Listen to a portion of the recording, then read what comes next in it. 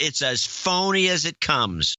Adam Curry, John C. Dvorak. It's Sunday, September 23rd, 2018. This is your award-winning Gitmo Nation Media Assassination episode 1071. This is No Agenda. Back at home base and broadcasting live from the capital of the Drone Star State here in downtown Austin Tejas in the Cludio. In the morning, everybody. I'm Adam Curry. And from northern Silicon Valley, where I'm fresh back from a great meetup in Oakland, I'm John C. Dvorak. It's Crackpot and Buzzkill in the morning. Fresh back. Fresh back. You mean yesterday? And guess what? What? Just as we're finishing the opening, here it comes. The Zephyr. Go Foamer. Yes. It's like a 9-car train with no attachments. I don't know why we're doing this, but we're doing it. I'm not quite sure why we're trying to beat the Zephyr to the punch. This is the best podcast in the universe, your No Agenda show. We do the show twice a week on Thursdays, and today is the Thursday-Sunday, and for some reason we try to beat the Zephyr. We try to beat the Zephyr, and every day is a Thursday, apparently, at least. it's working for me. Week. It's working for me. I honestly sometimes really don't know what day of the week it is. I get confused. Well, this is kind of a screwball thing because you don't have the same. It's very it's not rotational. It's like you're 2 days and you got 3 days off, and then 2 days, and then you got It's I also have a little bit of an aversion against the date because I live by these dates. All the show notes, every folder with clips, every show notes, the MP3 itself is all in the format of NA-episode number -year-month-day, and I literally see my life passing before my eyes when I do the show. And the older I get, the more annoying it becomes. 10 years. The older I get, it's like every time, no, it's September. What? We're almost in October? What? I went to visit Christina before I left. It's 28, man. She's hanging out with her friends. Like, what am I even doing here? What are you going to do? Hang out with a bunch of 28-year-olds? Is that what you're angling for? Yeah, I did. It was fun. I was hanging out with the 28. I learned a lot. What do you think what's this old man doing here? I learned about the Pluto in Scorpio kids. Bet you haven't heard of that, huh? Lay it on us. All right. So you got your you got your millennials, right? Then you and after that, like from 95, you got your Generation Z.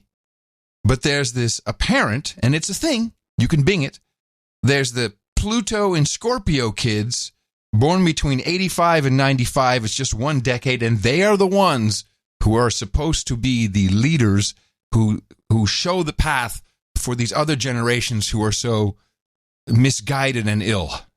Yeah, I don't know what they call them. I mean, I guess you could call them that. Would be JC Buzzkill Jr. Yes, exactly. But it's apparently he acts like that. Like he's, hey, I'm here to save y'all. Damn it. Pretty much. Yeah, like your buddy Beto down there. Beto.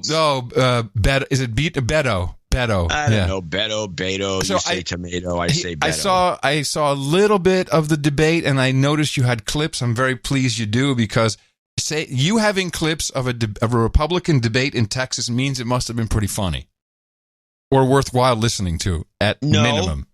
No. This Beto guy was interesting because he's if we want to start with that, or we want to start with your report from Europe, because I think your report. We can get into this, but I do have a lot of opinions about this little Texas thing going on down there. Okay, I don't have much of a report, but just a couple things that I picked up on. There is such a problem, and I'll just call it a Moroccan problem in the Netherlands. And when I tell people about what's happening with the Moroccans, people are like, wow, the immigration really messed up the Netherlands. And I had to think about it. Say, no, hold on. They had specific Moroccan immigration from 96 or 97, because I'll recall moving back to the Netherlands, and Pim Fortuyn was just coming up, and I was like, holy crap, something's happened here. The Netherlands was really more like a beta program for all other EU countries for this type of immigration. But I really noticed it when I was staying with my buddy, and after the show on Thursday, I said, well, you're hungry? Want to get some? Yeah, I want some shawarma, because I can't be in Holland without having some shawarma, which is made by... Shawarma is pita bread, and it's it's been around in the Netherlands for 40 or 50 years. Originally, Ben Cohen, my buddy in Amsterdam, he was one of the first to set it up, and So you got a big hunk of lamb's meat, and it's on the rotating spit vertically. And it's all about the special. It's different than a gyro. It's very different from a gyro. It's all in the herbs, and then you eat that with a red kind of salsa sauce, and on top of that a white garlic sauce. It's a very Dutch thing, particularly later at night if you've gone out. Middle Eastern. It is, but it's very Dutch. Still, we have to. I don't want to condemn the Dutch cuisine, but it's all stolen. Oh yeah, the Dutch, all their cuisine is. They don't have potatoes. It's potatoes, potatoes, and a little bit of meat and fish on Friday. Yeah, that's the Dutch. The Dutch have no cuisine. Yeah, so of course it's all stolen. But so we were in Laren, which is one town over from Hilversum. Hilversum is cultural appropriation. Oh yeah, the Dutch are filled with that. Right, yeah, but the mosque have been blasting at 110 decibels for decades in Holland, and people. The Dutch people are very willing, and they kind of got suckered into it, but now they're realizing it's the beta program. And my buddy said, "Well, it's in Hilversum. We'll have to go over the highway." I'm like, "It's the next town over." He said, "No. He has he was driving a Mercedes, which he borrowed, and he said, I can't drive this car through there on a Thursday night. It's too. We could get carjacked." I'm like, "Are you kidding me? In Hilversum, where I used to work, where I did television and radio from." For years in my younger days, says, "Yep, that's how bad it's gotten," and it's so it's this very odd, situation that you don't recognize the country. Huh. Then in the news, a lot of talk, and it's kind of filtering through to M5M about how the Dutch and paperwork is now coming up, and there's the Dutch equivalency of Freedom of Information Act being filed and responded to. It appears the Dutch finance not just a lot of the White Helmets activity in Syria, but also a lot of the, let's just call it the coup in Kiev. That there was a lot of Dutch money financing the shenanigans that went on there, and now people are speaking about... What? Yes. Speaking you about... think that could account for the shoot down? Would you think? Would you think? And...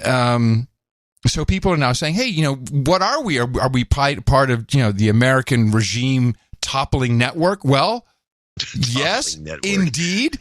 The Dutch, the toppling network. ATN, American Toppling Network. That's a network you can monetize if you're in the right camp. Wait, so now the U.S. apparently are in a deal with the Netherlands for U.S. Intelligence and military to access sovereign Dutch ground, sovereign territory at any time, including Curacao, which is important because if you look at the map, Curacao is down there, above Venezuela, and it's, northern Africa, not that far from Libya. So, there's a lot of different reasons why that could be strategically interesting. Venezuela, Libya, there's nowhere near each other. What are you saying here? Did I say Libya? I meant Venezuela. Not Libya. Venezuela. Yeah, okay. It's right underneath Curacao.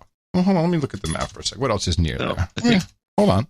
I don't think I'm that far. Let me see what else is near there. Let's see. Well, Colombia's next to it. I don't know where Colombia's a little bitty operation up north. It's right. Yeah, it's right off of. It's right above, kind of northeast, I guess. No, north.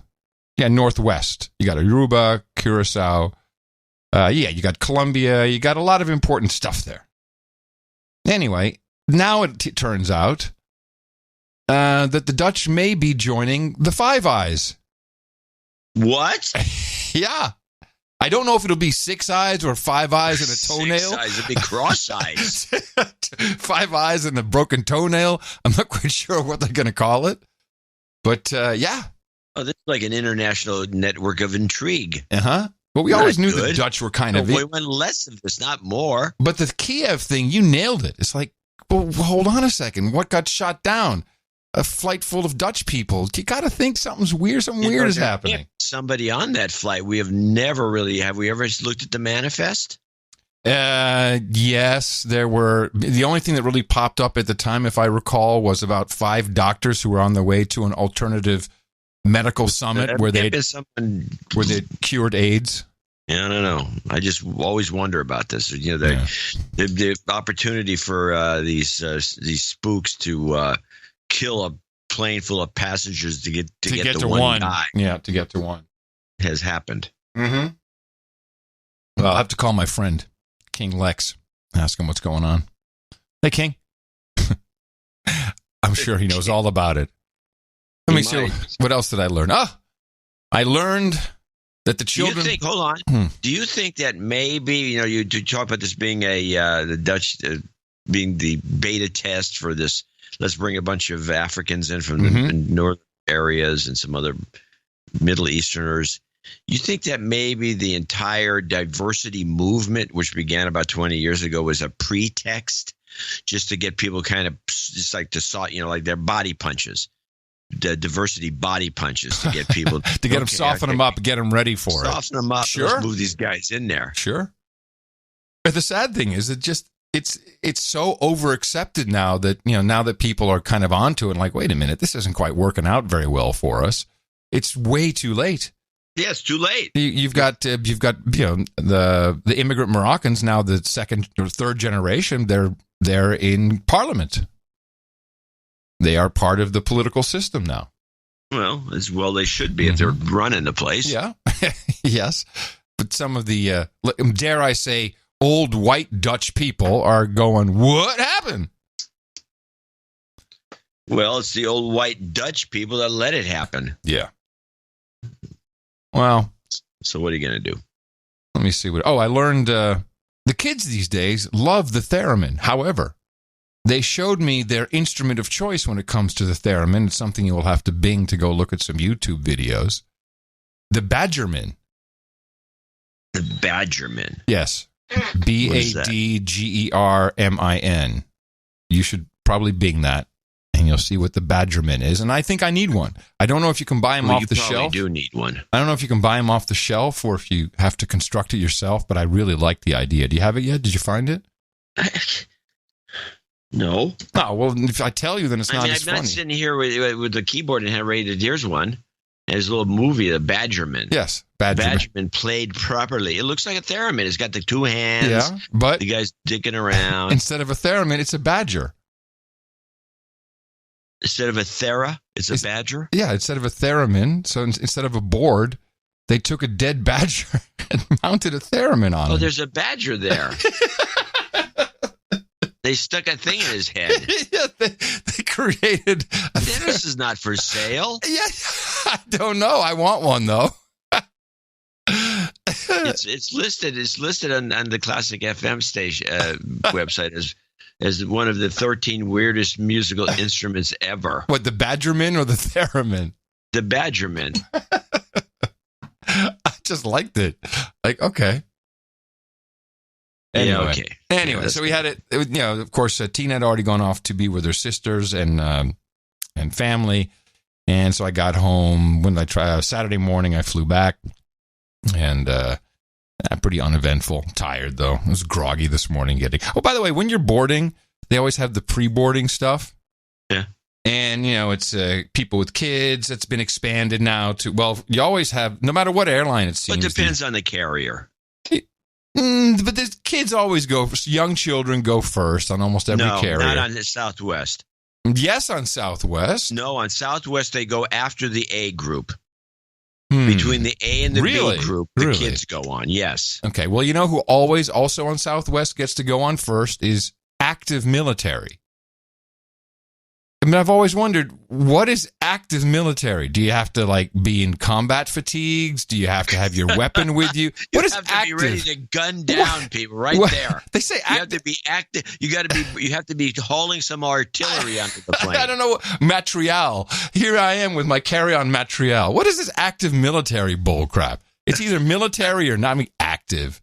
That just it hit me all of a sudden. What is going on with this? Well, it's a misnomer. What it means is that you're currently serving and you're going from place to place, but you're in the military. Yeah. That is your current job. Yes. Okay. Well, that's my guess. It just sounds a little strange. No, it does. It sounds like you're going to be shooting up the place. Yeah, it does. Military. The only other thing I'd like to mention off the top, just as a quick dip into the OTG world, something I noticed with the Kyocera, and I think I have a theory as to why it was happening. the battery would not last as long as it does here in the States. I'm talking like really losing 5% an hour. Okay. Not even using it, just it being stationary. Yeah, somebody's tapping into it. No, that was my first inclination. That'd be mine. I believe they use different frequencies in the EU for their 4G LTE or 4GE. I don't know if they have LTE. Oh, that could be. You think you should choose up more juice? Yeah, I think maybe because of some interpretation of the radio, or I don't know how it's built. But that is a problem because it's not going to fly to have it, basically work a couple hours and then need to be charged. Well, you can flop the battery out, can't you? You can, but so then I got an extra battery, but still, it's going too fast. It's going too fast, and that's without even using it. You should look into it. Yeah. Well, I want to say something. Now that you mentioned it, that the fact that you can't flop the battery out, swap from, like take 3 or 4 batteries with you, and the thing goes dead, you put a new one in. The fact that you can't do that on most phones today is an abomination. It's a communist plot. It's an abomination. It is. I'm in total agreement. But someone, one of our producers did find another phone, which, this damn Kai OS, which I really liked. So you have the Cat B35 mobile phone, which they are now selling as, a feature phone with some smartphone capability, i.e., you have a modern browser. But now Google bought them. I think we may have discussed this. Google bought them. Here it is. Get ready for Cat B35. Perfect for those who need a reliable and tough phone, but also some of the functionality of a smartphone. And so now they've put in Google Assistant. I don't think you can get that out of it if they've put it in at the operating system level. You don't want that. No, it's an atrocity. It was a good operating system. I had a lot of hope for those guys, and then they sold out to Google. Bastards. The money is there, and it's like, what would you do? And I'd do the same. It's like the Borg. We'd both do the same thing. Yeah, screw it. Sell it to Google. Let's go eat oysters. Let's go to Paris. Let's go see Pierre. Let's have our hair done. That's like the podcast network that got sold to, wait for it, iHeartRadio. Aren't they broke? Yeah, they're about to go completely belly up, as far as I can tell. I mean, I don't know how they're still holding on. But yeah, there's $55 million. They probably put that much into it. Yeah, some of these deals are just pretty much playing poker. Yeah. Anyway, none of that is really important. What hit me on the flight home is learning of your unceremonious dismissal by email from some winky wonk from your 36-year vocation as writer. Have you been writing for PC Mag for 36 years? No. Actually, I started in August 1986, and I was continuous ever since. I was going for the records. So how many years is that? 30. About 32. 32. Over 30. And so I'm going for the record because I know these other guys have been, they've faded out. They couldn't handle it. Which other guys? Oh, I mean, a lot of guys died. Well, back back up and explain what happened, just so people have some context. Yes, I got fired out of the blue. Technically, I got put on hiatus, which we all know. We all know what that means. The half a brain knows what that means. Yeah.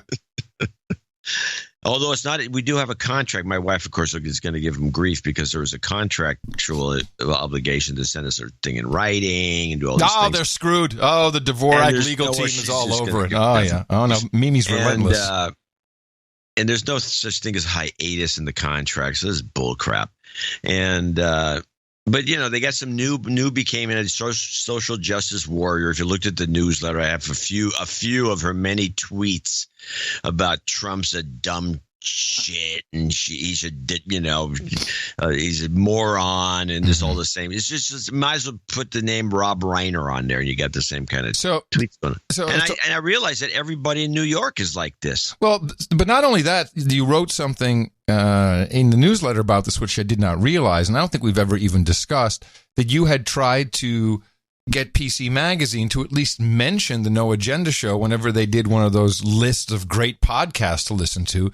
and which I did not know you had attempted to do, but they refused apparently, or just would never put us on anywhere. Their own they guy just never put us on.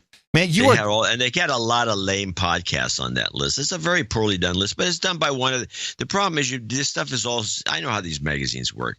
So you give it to a couple of people, make a list and put it in the next issue. Yeah, we've done that. And they put their favorite things on the list. And they got, what about Dvorak? He works for us. He's got a podcast. Got 2 of them, actually.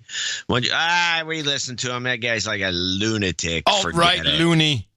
He's right-winger Trump apologist. But there's none of that in the DH Unplugged show. They could have put that in there. That's a pretty well recognized. Well, considering PC Mag often links to stock quotations, I would say it would be. Was that Market Watch more? I guess Market Watch. That was Market Watch. Now PC Mag never did that.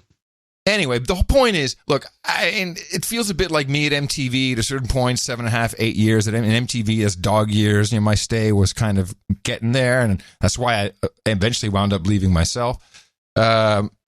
Well, I would have left myself. Yeah, but I had the record to set. I was going for 40 years. At least 35. Well, besides that, it's just it would have been nice if someone had, I don't know, called you. Yeah, nobody called to this day. In fact, I still haven't gotten a note from anybody. It's just, all I got was that terse note from this woman, this SJW. And now do you sent the same note to everybody else too? By the way, there's 2 other. I know that. Well, one for sure, Tim Baharin, who's also a columnist at PC Mag. Is he also an old white man? He's no, he's not white. He's kind of a mixed race guy. Racism. He's old and he's a male. Well, hold on. Wait a minute. I feel a lawsuit. Well, it's hard to sue over this sort of contract work. Anyway, so he got the exact same terse note and found it to be very offensive. Yeah. And he never heard from anybody. So they just, I don't know what happened, but they've gone off the rails. I do have an email from someone that I thought was interesting. I think if I have it here, hang on. This was actually quite a fascinating note this guy wrote in. Yeah, this is from. I'm probably going to print this on one of the websites. This is from. We'll call him Peter I. It's a disgrace what PC Mag did to you. Someone has spent such a long time in that place, and with such a professional caliber as the one you hold, should be treated with a whole lot more respect than that blatantly dismissive email. It talks volumes about the new editorial management staff and their values, but they don't care about their audience either. They disrespect them as much as they did you. I ditched my digital subscription to PC Mag after the turn to consumerism brought upon by an editorial change over a decade ago. Not long after, I also ditched the PC Mag webpage over their incredible turn towards a Mac magazine done with barely any PC content whatsoever. The only thing that kept me visiting from time to time was your column, and as you described in the newsletter, it was being hidden on purpose and had become a feat to find. To get more conversation topics with my son, I turned to a Ziff Davis sister online publication, IGN.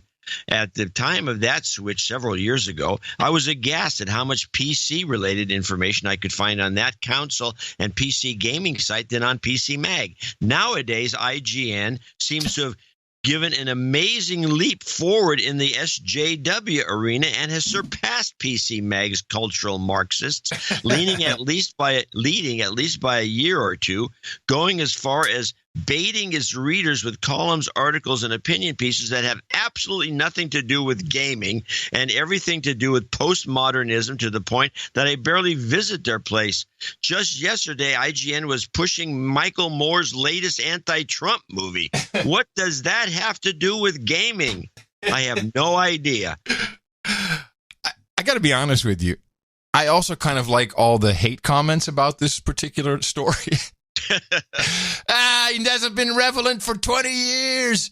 He was wrong about everything. It just keeps on going. There's always a couple of those guys. It's usually the same guys. Well, it sucks. It's not like we don't know that all things come to an end. Like this show will eventually come to an end, one by death more likely than anything. But it's jury's out on who's going to die first. But, it's like... You start hanging out with those 28-years. Yeah, it'll happen quick. But, it's like, there was an end to everything. But just a call, that's the part that I don't understand. Just like, hey, I haven't been fired for too many jobs, but when I do get fired. Yeah. But I mean, recently because of the magazine pullbacks. When I was writing for Forbes, and it was typical, the way you do it is like, hey, it's like the Office Space, the Lumberg guy. Hey, can you give us a call? Yeah. Just give us a call. I got that'd be great. We need to talk. Yeah, that'd be great. Need to talk. And then they talk to you and they tell you, you're kind of too expensive, and we're going to go in another. John, we're going to go in another direction. I think I've even fired you once, kind of. Didn't I had to fire you kind of at Mevio or something? No, you never fired me. You cut me back. I cut your salary. I cut your salary. Like, hey, old white man, guess what? We're going. The deal because I was getting this ridiculous health insurance that apparently was costing the company $4,000 a month or something. Yeah, the health insurance was well worth. I remember that. Oh, keep me on, man, for health insurance. Okay, don't worry, I'll take care of it. Yeah, but that's how it goes. It's unfortunately, but at least I called you. I called you and said, "Hey, here's what's going down," and I told you what the story was, and you're like, "Oh crap," but okay, because you're smart. You understand how things work. It was unceremonious of PC Mag. Yeah, I love you. Well, I've canceled my subscription. I'm boycotting. A lot of people are writing notes to this Wendy woman. Oh gosh. And what's she going to do? She's just not going to even read them. You have to write notes to the CEO if you want to get any action. Yeah. So I'll just tell people if you're going to do anything. Right. It's meaningless. So, the thing that is, to me, also entertaining is people say, wow, do a value for value column. Like, you guys don't know, John. This is not going to happen. There will be no value for value column. There will be no Agenda magazine. I do have a good idea for a website. I'm probably going to do so and keep the real loss for me is not like the PC Magazine column. It's the moniker, so I can get review products. Yeah, chicks.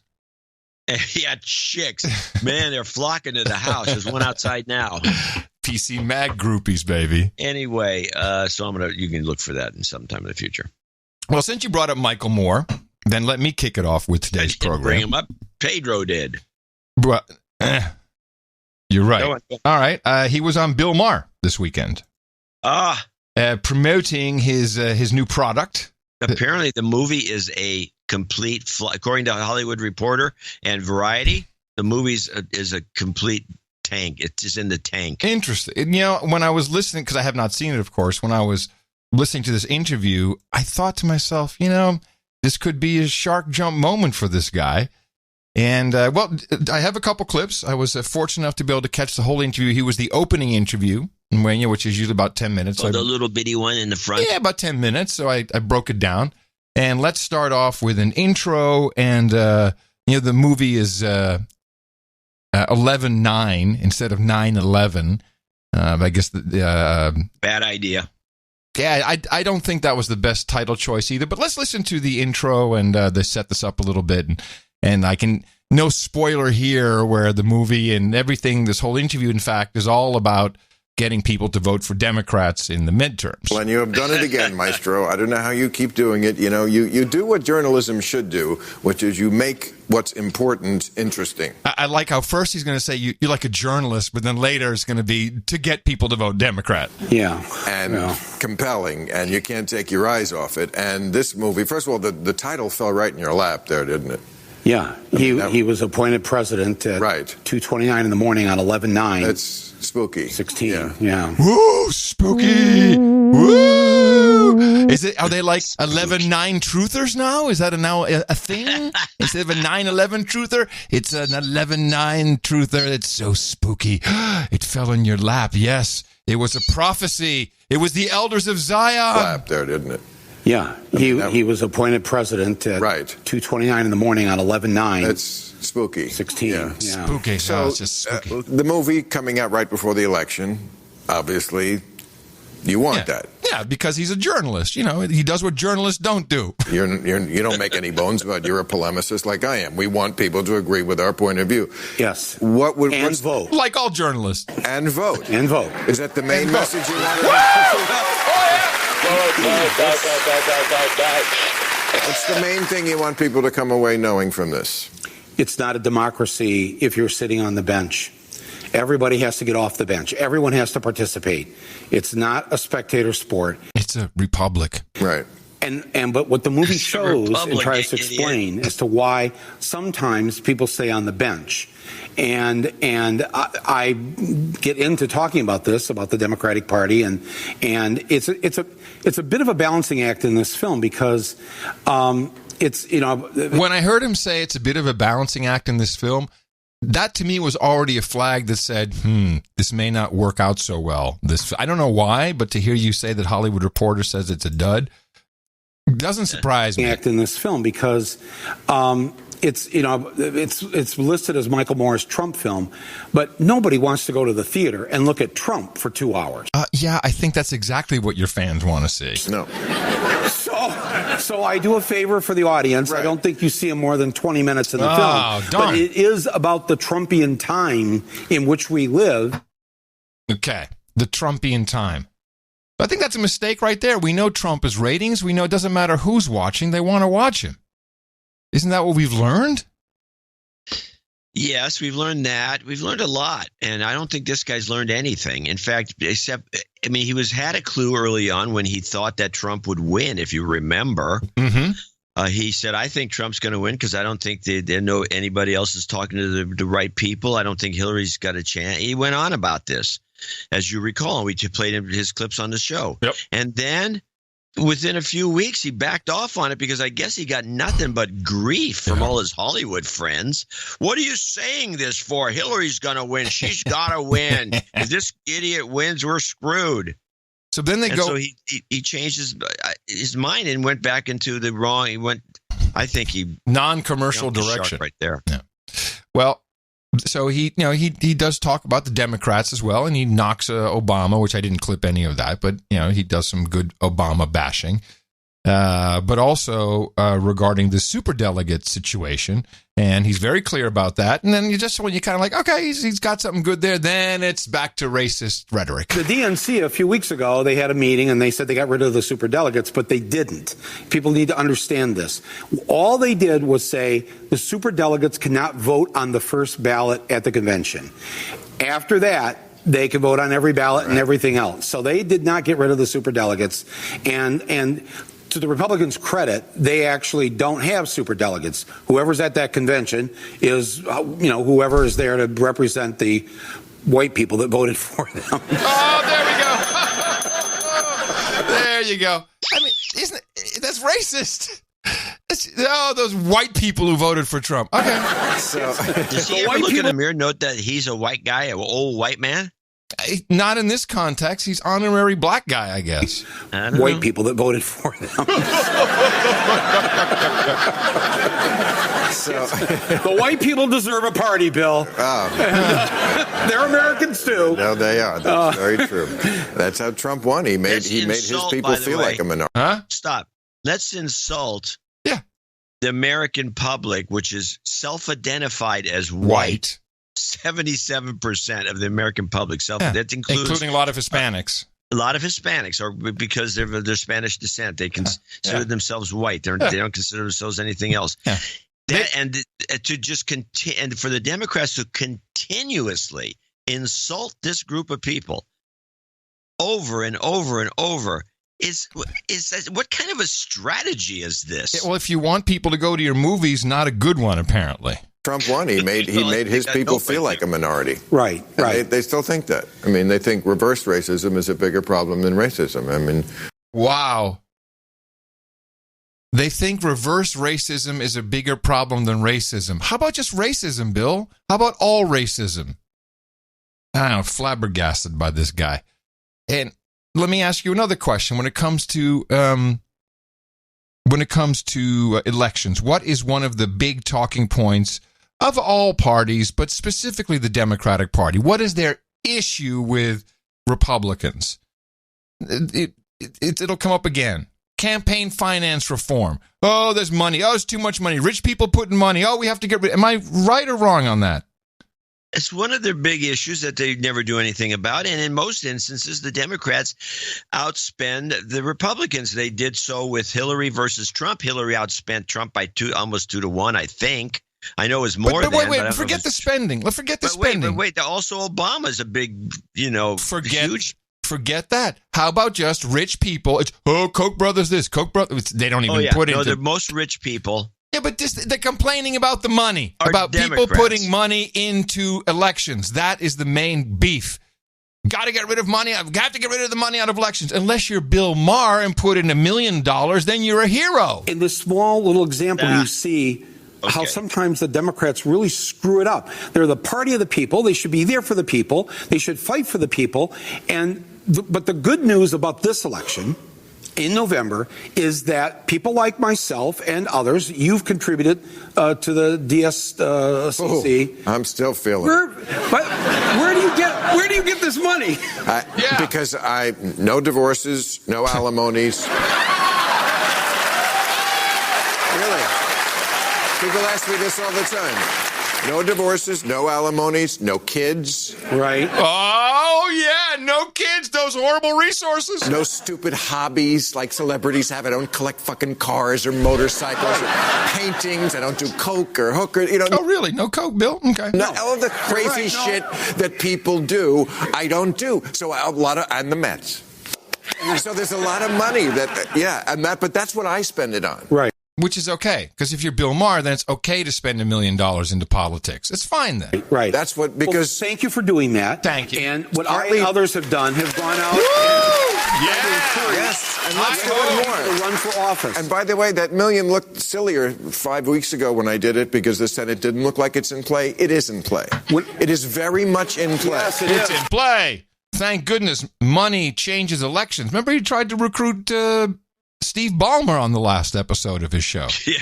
More money that we want into elections. Last clip, and this, I think this is borderline defamatory, maybe even, what's the word? Maybe. Libelous? I think maybe libelous, yeah. I thought that this one went pretty far. Lost in the story about Professor Ford is that she had to move out of her house, and she gets death threats, and there's a smear campaign on the internet. So now talking about, we're on to the Supreme Court nomination with Kavanaugh and Professor Ford. Yes. And things go viral, and we've become this death threat society. Yeah. And, people say to me sometimes, do you think this could get violent? I think it is violent. But I also think that's Trump's next card to play. I've already seen him talking about it. If the Democrats take... And this isn't even the libelous part of the clip. Take over, he says, they're very violent people. Mm-hmm. Right. We're the violent people. Right. He always turns it, you're the puppet. Right. Always turns it around.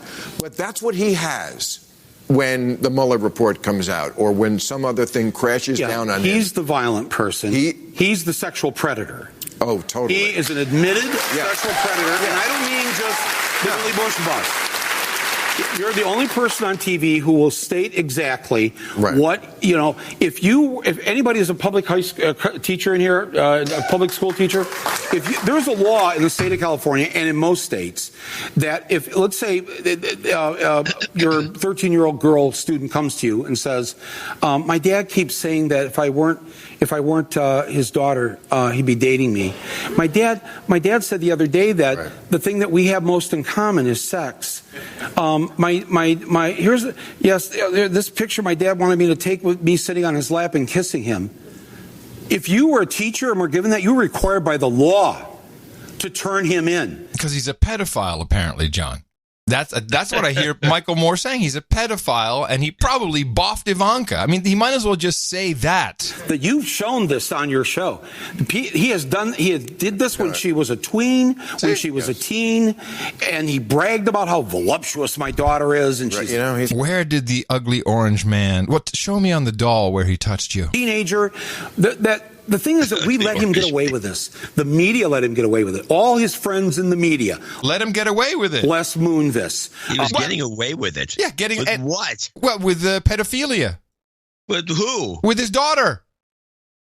What proof of there is this? He's just one of these loving. You've seen these guys in the past. You see a lot more than you do today.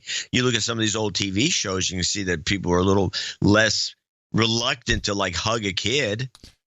What Michael Moore is saying is, if you were a school teacher and Trump said these things, Trump should have been turned in by now, and his friends let him get away with it, and then he goes straight to Moonves, who, as far as I know, was not Donald Trump's friend. Quite the opposite. Just because Moonves got kicked out for harassment and abuse doesn't necessarily make him a pedophile too. When she was a teen, and he bragged about how voluptuous my daughter is, and she's a teenager. The thing is that we let him get away with this. The media let him get away with it. All his friends in the media, Les Moonves, Roger Ailes, all the Bill O'Reillys, the Matt Lauers. I show this all in the film. The Matt Lauers. Oh, yeah, was a big Trump fan. Bill Shine is now, yes, exactly. Who was the guy at Fox News when Roger Ailes was there covering, and Bill O'Reilly. Now he's the advisor to Trump in the White House, prepping Brett Kavanaugh, the Republican. They're always 6 degrees from sexual harassment, that party. Yeah. It's a lot closer than just 6 degrees of it. Gee, I don't know. If we were to count, it looks like a lot more left-leaning dudes have been locked up or kicked out for #MeToo. Could just be me. They believe in this. That's why they don't like this woman who's come forward, and they want to go after her now. And they've given her till tonight or something. Right. That's ridiculous. Well, right now, I think, when we're on the air. Because women love ultimatums. That's what. Yeah, especially those who have been victimized by men. Nothing like saying to a potential rape victim, you got till 10 o'clock. Especially when it's to tell us about the rape. That's pretty much what the Democrats are asking for. Tell us about the rape. Tell us about the death threats that Kavanaugh bestowed upon you. And, both these guys are childless, so what would they know about calling someone a pedophile? What would they know about the love you might have for a child? How you can be proud for a child? Look, I love my kid's beautiful. I wouldn't be dating her, but, okay, it's a TV show. You say something funky, but it wasn't a pedophile remark. You guys are out of control. But, the more I listen to this stuff, I keep thinking to myself, is this going to cause a backlash at the polls? Well, how about the box office? It starts there. Well, the box office, he killed the box office. Oh, he did? But the whole idea of the movie is nothing. It's just you can tell. He killed the box office. I thought it was a dud. Yeah, well, he killed the box office, but did the movie have any legs to begin with? Is this anything that hasn't been rehashed a million times? It's just a bunch of Trump hate? You can go on Twitter and get it for free. You don't have to pay the $10 to go see the movie. Get it for free. Get it free. Let me see. Hollywood Reporter.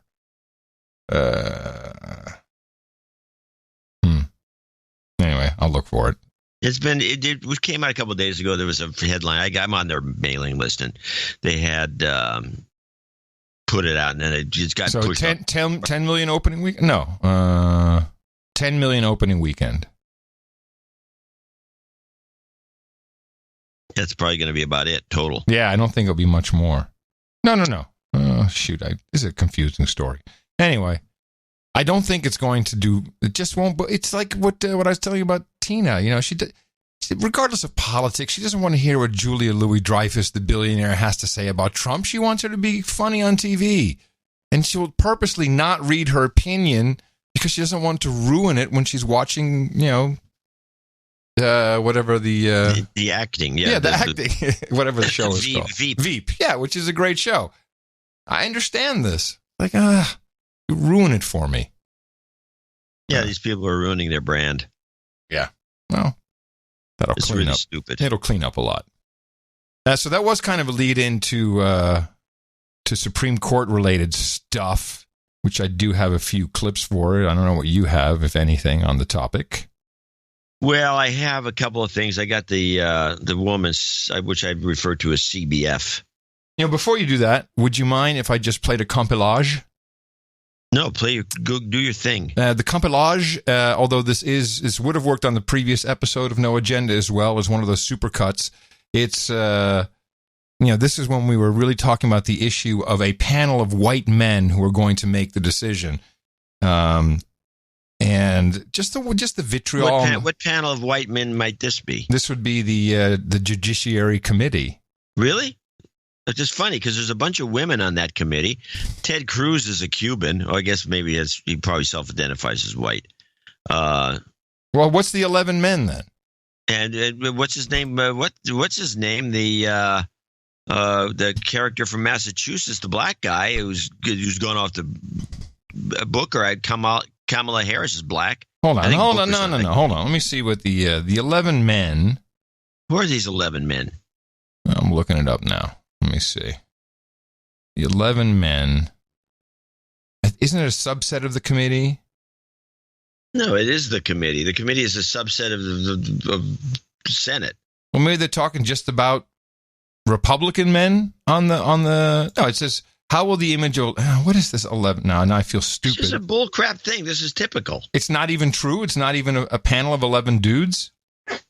There's no 11. No, not 11 white guys. Well, where'd they come up with this then? Well, where are you talking? Where's your what's everywhere? Everywhere. All male lineup. Oh, GOP senators might get female aides to question. Oh, okay. So I understand now. What they're saying is the Republican senators who are on the panel are all old white men, and there's 11 of them, and it's because they, by definition, have a majority, that it's just the 11 white men who will make the decision. The Democratic votes don't matter. I think that's what's being implied. Are we on board with that? For the purposes of this debate, yes. Once again, it will be all white men on the Republican side of the Judiciary Committee questioning both Judge Kavanaugh and Dr. Ford. The Republicans that are on the Judiciary Committee, it is a lineup of white guys over the age of 50. All the white men on the Senate Judiciary Committee. You've got all white men on the Republican side here. On the Republican side, all 11 are white men. The Republicans on the Senate Judiciary Committee, it's 11 white men. And the Republicans, it is 11 white men. The Republicans, it happens to be 11 white men. Are these white Republican men essentially going to ask her if she's telling the truth? 25 years since the Anita Hill hearings, what hasn't changed is the number of white men. I know, have covered lots of these white men. And so at the end of the day, if they have a bunch of white men, once again, defending another white man. You have 70-something-year-old white men. No offense to them. No don't offense. Like the process being disrupted. On the Senate Judiciary Committee is all white men. Almost worst case scenario for a bunch of white men on the Senate Judiciary Committee. If you're white, you're a racist. If you're male, you're a pig. Woohoo, baby! If you're cis, you are privileged. I mean, do they want me to watch their station? I am over 50. I am white. They should have thrown in straight just for good measure. A cis. No, they said cis. You're right. They said cis. Gendered. Cis. Come on. I love those compilages. They're my favorite. Who did that one? Supercuts on that. It's always in the show notes. NAshownotes.com. And they always do fun stuff, but they didn't do.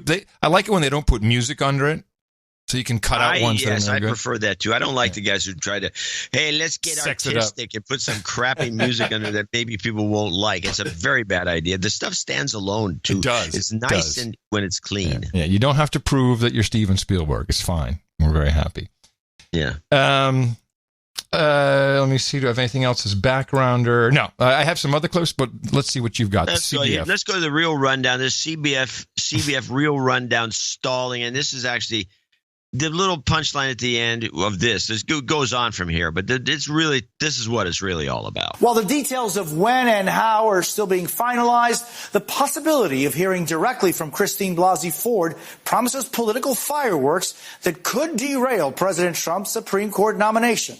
Kelly O'Donnell is with the president in New Jersey tonight and has the latest. Tonight, the answer looks like yes for an extraordinary public hearing to happen next week with a lifetime Supreme Court appointment on the line. Dr. Christine Blasey Ford's lawyers informed the Senate Judiciary Committee today that she has accepted an invitation to provide what they called firsthand knowledge of Brett Kavanaugh's sexual misconduct. But the time, place, and details are still in dispute.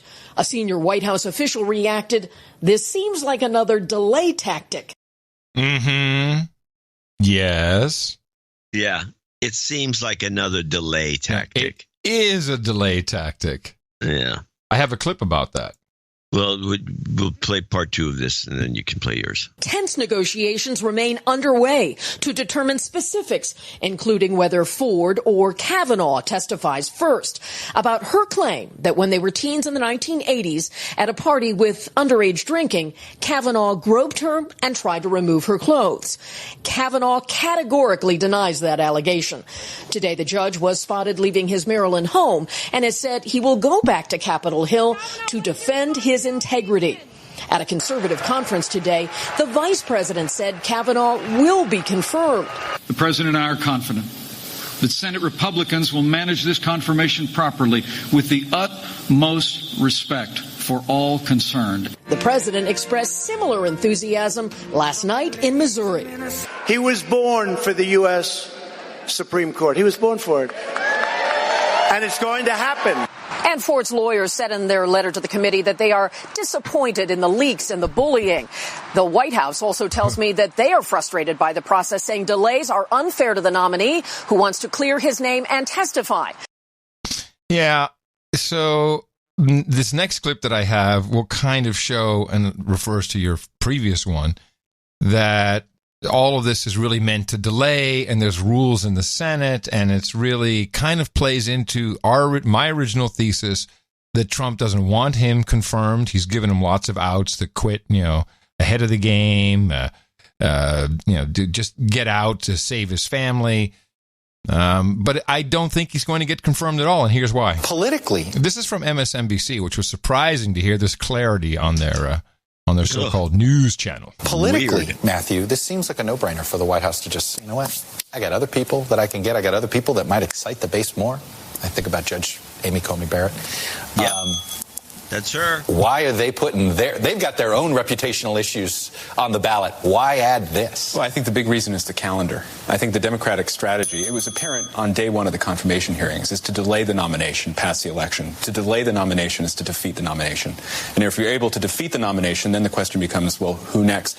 And what is the time frame for confirming that judge to the Supreme Court? So they're sort of trapped by the calendar. That time frame goes beyond the election, an election in which it's very possible that the Democrats win both the House and the Senate, then what you're looking at is an empty seat on the Supreme Court for 2 years. Mazie Hirono basically raised this possibility in a news conference just this week. So that's why the White House and Republicans nationally are behind this nomination, at least want to see both sides tell their story next week. Right. But next week is going to be Thursday. And if it's Thursday, then there is some rule in the Senate that pushes the actual vote back, and it won't be until after the midterms, is my understanding. Which would kind of make sense on a long bet from Trump to use this as, oh my goodness, we have to keep the Senate at minimum. Yeah, get out and vote. Get out and vote.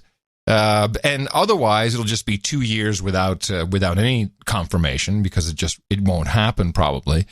But I think it's a hedge on his part. Here is Senator Mazie Hirono, confronted with some, again, this is from leftist. Your favorite. Yeah, she's pretty funny. This is Jake Tapper on CNN confronting her with the facts about all 4 witnesses that the judge, or that the professor has presented to be interrogated as witnesses. So 4 people said to be at the party Ford described have denied knowledge of the incident. Brett Kavanaugh, obviously, Mark Judge, who she says was in the room, P.J. Smith, and even Ford's longtime friend Leland Kaiser. So there hasn't been a law enforcement investigation, but there are these statements from the 4 people she remembers being there who don't remember the incident or don't even remember being at the party in question, according to her friend Leland Kaiser, who says she believes her, but doesn't have any memory of it. Yes. Doesn't Kavanaugh have the same presumption of innocence as anyone else in America? I put his denial in the context of everything that I know about him in terms of how he approaches his cases. As I said, his credibility is already very questionable in my mind and in the minds of a lot of my fellow Judiciary Committee members, the Democrats. So He comes and, when I say that he's very outcome-driven, he has an ideological agenda, very outcome-driven. And I notice she's not addressing the question. I can sit here and talk to you about some of the cases that exemplify answer the question. His, in my view, inability to be fair in the cases that come before. And this is a person that is going to be sitting on our Supreme Court making decisions that will impact women's reproductive choice. He very much is against women's reproductive choice. Mm-hmm. And I can tell you two very important cases in which he applied the same standard but came to totally different results. There's a difference between applying the law, as she says here, and saying he's against women's reproductive choice. I don't know why why can't you just say pro-choice? Is that now verboten too? That's the way, you want to present. She presents it. I think there's like talking points or some way of doing it. Yeah, you present it as get scolded by your parties. Yeah, you can't say it this way. Yeah. And Schumer's the guy behind all this, by the way. Let's make two sure. very important cases in which he applied the same standard but came to totally different results to make it much harder for women to get this kind of coverage. So there's just no evidence for what she said. Many indications of his own lack of credibility. It sounds to me like you're saying because you don't trust him on policy and because you don't believe him when he says, for instance, that therefore he he's does a not rapist. Have an opinion on Roe v. Wade. You don't believe him about this allegation about what happened at this party in 1982. Is that fair? Well, this is why it is so important that there be at least an investigation so that there's some effort at collaboration. Yeah. We think that there was a lot of drinking going on. As far as his friend Mark Judge, not even testifying, that is astounding to me. Astounding. He was right there in that room. He refuses to testify. Oh, jeez. He was right there in that room.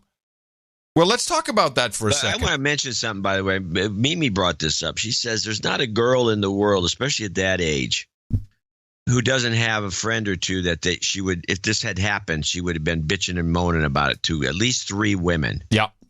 Because women talk to women. They do. That's what she says simply. Women talk to women. Yeah. Where are the women that would back her up that she'd ever mentioned this to anybody? She didn't. This never happened. That's a good lesson, by the way. Women talk to women.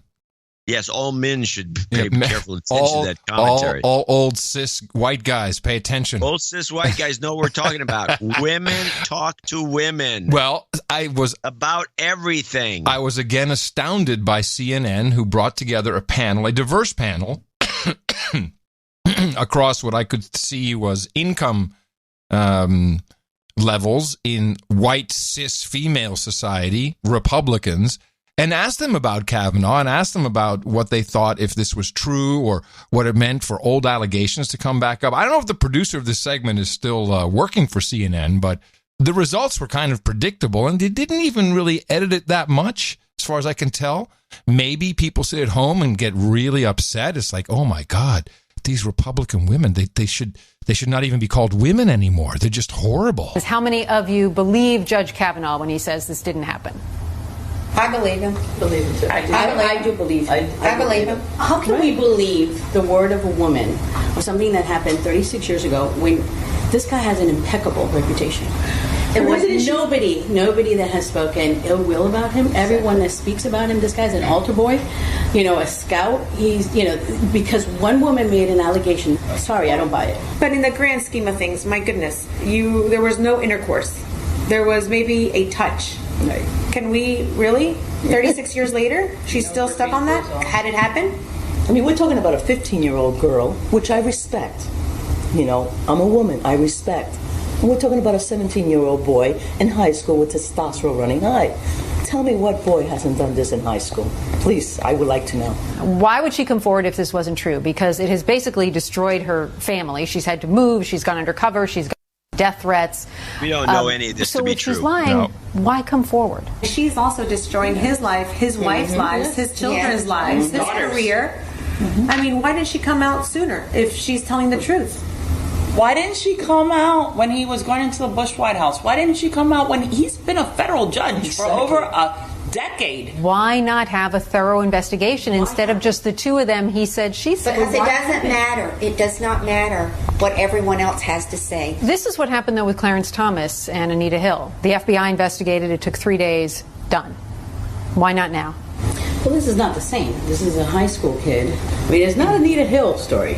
Does something that allegedly happened some 30 plus years ago matter today? You can't judge the character of a man based on what he did at 17. And I would hate to think that 30, 40 years later, somebody's going to destroy your life because somewhere at some party, it's not right. But maybe you're not supposed to. Who brought the alcohol for these kids? As women, though, do you have some sympathy for her for what she's going through? No, I have no sympathy. And perhaps maybe at that moment she liked him, and maybe he didn't pay attention to her afterwards, and he went out with another girl, and she got bitter, or whatever the situation is. They're kids. So this was a great example of women talk to women, and I think that this was borderline, suitable, because they were, there's a lot of things they were saying that I don't agree with. Like, oh, that's what 17-year-old boys do. No, I've never really done that. I don't think you've done that. No, I've never jumped on some girl and tried to take her top off. No, but so where you have, women talking to women like this, you'd expect women to be talking to women like another way on the other side. And the information it doesn't seem to be there. The only thing that was valuable that I caught again on CNN was the effect of alcohol on long-term memory, brought to you by Sanjay Gupta. And I believe she was also consuming alcohol at this party. Was she or was she not? Yeah, it was a drunk fest from the sounds of it, at least the way it's been described. And that one woman does bring up a funny point, which would get somebody in trouble, I'll bet you, depending on the statute of limitations. Who bought the alcohol for these kids? Yeah, I like that one too. Back to the new developments in the Supreme Court confirmation battle. Christine Blasey Ford says she is willing to speak with the Judiciary Committee about her accusations of sexual assault against Supreme Court nominee Brett Kavanaugh. A topic likely to come up. How reliable is someone's memory when alcohol is involved?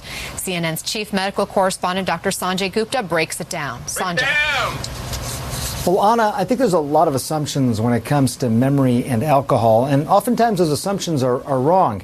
Let me start off by telling you this, that a lot of the research comes from witnesses to crimes. They took people who were intoxicated witnesses to crimes and sober witnesses to crimes, and they basically found that in the short term, if people were questioned right after a crime had occurred, there was not a lot of difference in terms of recalling details between someone who was mild to moderately intoxicated and someone who was sober. That was in the short term. So that surprised a lot of people. Now, there is something known as blackout drunk, which is not the same as passed out drunk. Oh, okay. Blackout drunk is when you can be talking, you can be walking, you can be interacting with people, but essentially you're totally amnestic to it, meaning you'll have no memory of it. There's also something known as gray out, which is essentially islands of memory. But basically, you're I think that's what islands of still really not remembering gray things. Out. There's also the component of time. How much time has passed since the event? And this is really important here because I think when you look at how memory is actually encoded, you realize that alcohol can have a real impact on a certain aspect of memory. So when we remember things, we look, we see, we hear, we feel, and those sensory inputs are immediately transferred into short-term memory. That happens pretty quickly. And that's why people, again, who are intoxicated can remember things pretty well. But it's that next phase, going from short-term to long-term, where alcohol sort of acts like a sledgehammer. And it's why people can remember things so vividly one day, and then a few days later, really have no recollection of it at all because the memories were never in those long-term stores. So Anna, that's just a little bit of an idea of how alcohol does impact memory, both in the short term and in the long term. Anna? Interesting. Thank you, Dr. Sanjay Gupta. That's not what I wanted to hear. Go away. Of course, it works both ways. Kavanaugh may be very truthful when he says, I don't remember that. It didn't happen. Well, long-term memory with alcohol doesn't stick, according to the good doctor. There's something that keeps cropping up in the conversation. I don't find any reference to it being authentic or real, which is that supposedly she took a lie detector test and passed it. Yeah. And he should take one too, which is the meme. But what lie detector test did she take? Who gave it? When was it? I don't remember this. I mean, it wasn't covered very well. I think it's bull crap. There's a lot of this. Just as well, let's stop and back up, and we can just stop these clips and just say this whole thing is a charade. It's just it's a scam. It is. And the scam is obvious. The scam is to delay until the calendar kicks in and then they can't confirm. Yeah, so we get Beto in so we can move to that guy. God. Just one last thing here. Let me see if I get something else. This whole debate, this Kavanaugh with the women and the Fords and the Chryslers and everybody in there, this has become the Twitter convo du jour, and it's destroying Twitter. Twitter is really getting out of control. People will leave the platform. They're going to leave the platform. People are leaving the platform. They are deplatforming themselves. Self-deplatformization. Yes, I'm thinking about it. Self-deplatforming. Yes. Yeah. Well, you need to self-deplatform out of California first. That would be my first order of business. We'll get to Beto in a second. Beto. Because you first, say Beto, I say Beto. Because first I have to thank you for your courage and say, in the morning to you, John C. Yes, the man who put the C in PC Magazine, Dvorak. Well, in the morning to you, Mr. Adam Curry.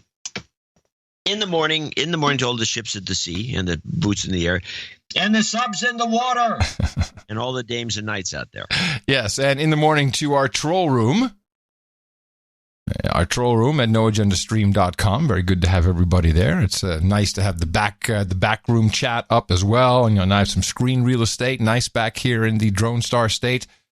That's where you can always find all of our trolls during the live show twice a week on Thursdays. Also in the morning to Mike Riley. He brought us the artwork for episode 1070. The title of the episode was Alexa in Alexis. And we had a tough time choosing the art. As predicted, a lot of people did the They Live robot face on Joe Biden. Yeah. And Nick the Rat had the best version of the face, but man, was Mike Riley's artwork complete with, he had the obey in the background. He had the no agenda. It became a topic of conversation on Twitter. Yeah. Because I had chimed in on. Oh, really? Huh. Yeah, well, because O'Neill and Nick and some others, they like to talk about sometimes. And I chimed in saying, well, the reason, we picked what we did is because it was a little busier. And when you have a choice of being busy artwork in terms of having a lot of junk on the piece, as opposed to being super clean, unless it's incredibly elegantly funny. I mean, there has been moments where, like, for example, I think it was Martin J.J. or whoever, one of our regular guys from the past who did the simple Jeb Bush with the big bottle glasses, just these simple big eyeball glasses. Yes. It was nothing more to it than this simple I mean, it was the choice at the moment, and we love what people are doing with the new headers and stuff. That looks very cool. Yeah, well, we're going to ban a couple things. That's what we're going to talk about. We're going to talk about something. Yeah, go ahead. Yeah, we're banning anybody who uses foamer. And what was the one that used? See, I don't have any problem. I mean, they put me down as crap jerk off or something. No, that would be banned. No, there's not podcast jerk off. Longtime podcast personality, which I'm okay with. It's a little lengthy. But, oh my God! Woo! Listen to that horn! I think you're a little tired of being called a foamer, even though you brought the whole topic up yourself. Yes. So a ban is irony. By the way, ban is in place. Apparently, a ban. Yes, you cannot use foamer on your artwork if you want it to be picked. NoAgendaArtGenerator.com. Thank you very much, Mike Riley. It's highly appreciated. We love all the art that comes in, and you can take a look at all of it. It's very useful for all kinds of fun things and projects. There's over 12,000 pieces of album art. 12,000 pieces of album art in this archive. And there's probably at least 1,000 outstanding pieces. Yes. Oh, more than that. We've had 1,070 episodes, so there's more than 1,000 outstanding pieces. There's more. There's the ones that didn't quite make the cut. No, it's a fantastic archive. I hope there's a backup of it. Yes, I've been trying to get our guy to do a backup. I always get very worried about stuff like this. I may get wet. I lost my copy of Web Copier Pro. But we need to have our producers need to do this. We're not good at this. Yeah, somebody can do. Well, we can do it, but we can't do it. No, we'll do it, and then it'll be on a drive. Don't know where the drive is. No, it's a nightmare. It's lost.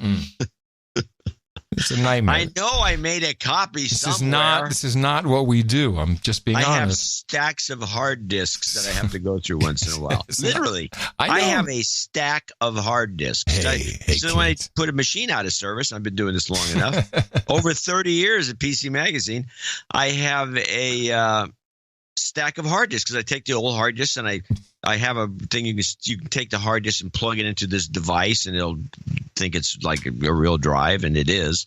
And you can look at your old hard disks and it's like, you can't go through all this crap. I should just drill them all. By the way, I did want to mention that I didn't realize it, but Christina and her girlfriend and their roommate had not seen They Live yet. Oh, yeah. But boy, did they love it. They loved it. Yeah, they loved it. It's corny, but great. So noagenda.artgenerator.com, again, it's a great resource. And also you can go to noagendashop.com. Those guys put it on T-shirts, make sure the artists get paid. I mean, it's a beautiful ecosystem. It's a part of our value network, Value for Value. And this is the donation portion of it, the first one for each show, where we thank our executive producers and associate executive producers. I have to say something about They Live. Because it's a movie that once in a while you think about these things. The way the They Live concept works is that the reason you can't see the signage and all the brainwashing and these ugly people that are roaming around, and there's lots of ugly people roaming around, is because of this transmitter, which is actually symbolic of the media. That John Carpenter, always thinking in metaphors. That transmitter is a transmitter that's transmitting these waves to make you not see these horrible looking people and the brainwashing. And that transmitter is the mainstream media. It's a transmitter. That's right. Anyway, so that's what that's all about. And we are your vision. We are the glasses. We're those sunglasses. That's right. You put them on twice a week. They work on Thursdays. Yeah. It's going to get old, I know. You're going to get tired of me it's already old. Okay, I'll stop. You can move along. All right, so we do have a few people to thank, and I want to incorporate a couple of people that were at the Oakland meetup, which was a great little event. It was very unusual. How many people showed up? Sorry? How many people attended? 53. Oh, nice number. That's a pretty big meetup. That's not a small little ditty. I left it. Unfortunately, I was getting a sore neck. And Wait a minute. You bailed? I bailed at 7:30. It was going to go to 8, so I left a little early. Oh. And I missed Defabaugh, who showed up late. Oh. And the blind dame, which was and her husband. Which I felt really bad about. Luckily, Mimi took, them as Mimi pretended to be you. Made sure to introduce them to Mimi will never leave. Mimi pretended to be you, and she didn't know the difference. Is that what you're telling me about the blind dame? They knew the difference. They were very disappointed. I had to make it up to them somehow. Yes, you should. It's horrible. And then I was kind of disappointed that some of our regulars from the area weren't there. Dame Tanya could have been there. Bean. Sir Bean, Alan Bean. He never shows up to anything. Okay. Anyway, so we have two executive producers that came out of this group, including, of course, Sir J.D., the Baron of Silicon Valley, was there with nice $300 and something to match anybody's $100 donations. Wow, great. Yeah, he just gave the whole money. I mean, he only matched a couple, but he actually ended up collecting $533, and we'll credit him with the $333. And then the other, and he'll be executive producer. And so also Luke and Beatrice Hatcher from Oakland came in with $333.33 and a check, and with a note too. Now this is what I want to talk about the meetup. This was the most disorganized, not in terms of the meetup actually happening, but in terms of the people that showed up at the meetup. Mm-hmm. It's as if they showed up and then they said, I don't know. Is Dvorak's there? Well, we didn't bring the envelope with the money and a note. So let's go to the ATM. This is according to Jay. Wait a minute. They showed everybody went to the ATM and they came out. Wait, you're like a hooker in Vegas. You're like a hooker in Vegas. You're like a hooker in Vegas. Like, you can always go to the ATM, darling. Yeah, they go to the ATM. So they all donated $60, and according to Jay, it's like, yeah, they went to the ATM, took 100 out, kept 40, put 60 in it. It wasn't half the time. It even wasn't an envelope. It was like a piece of paper made to look like an envelope with some scratching writing on the outside. And let's be honest, this style. Here's the note. This was a check. Style points count.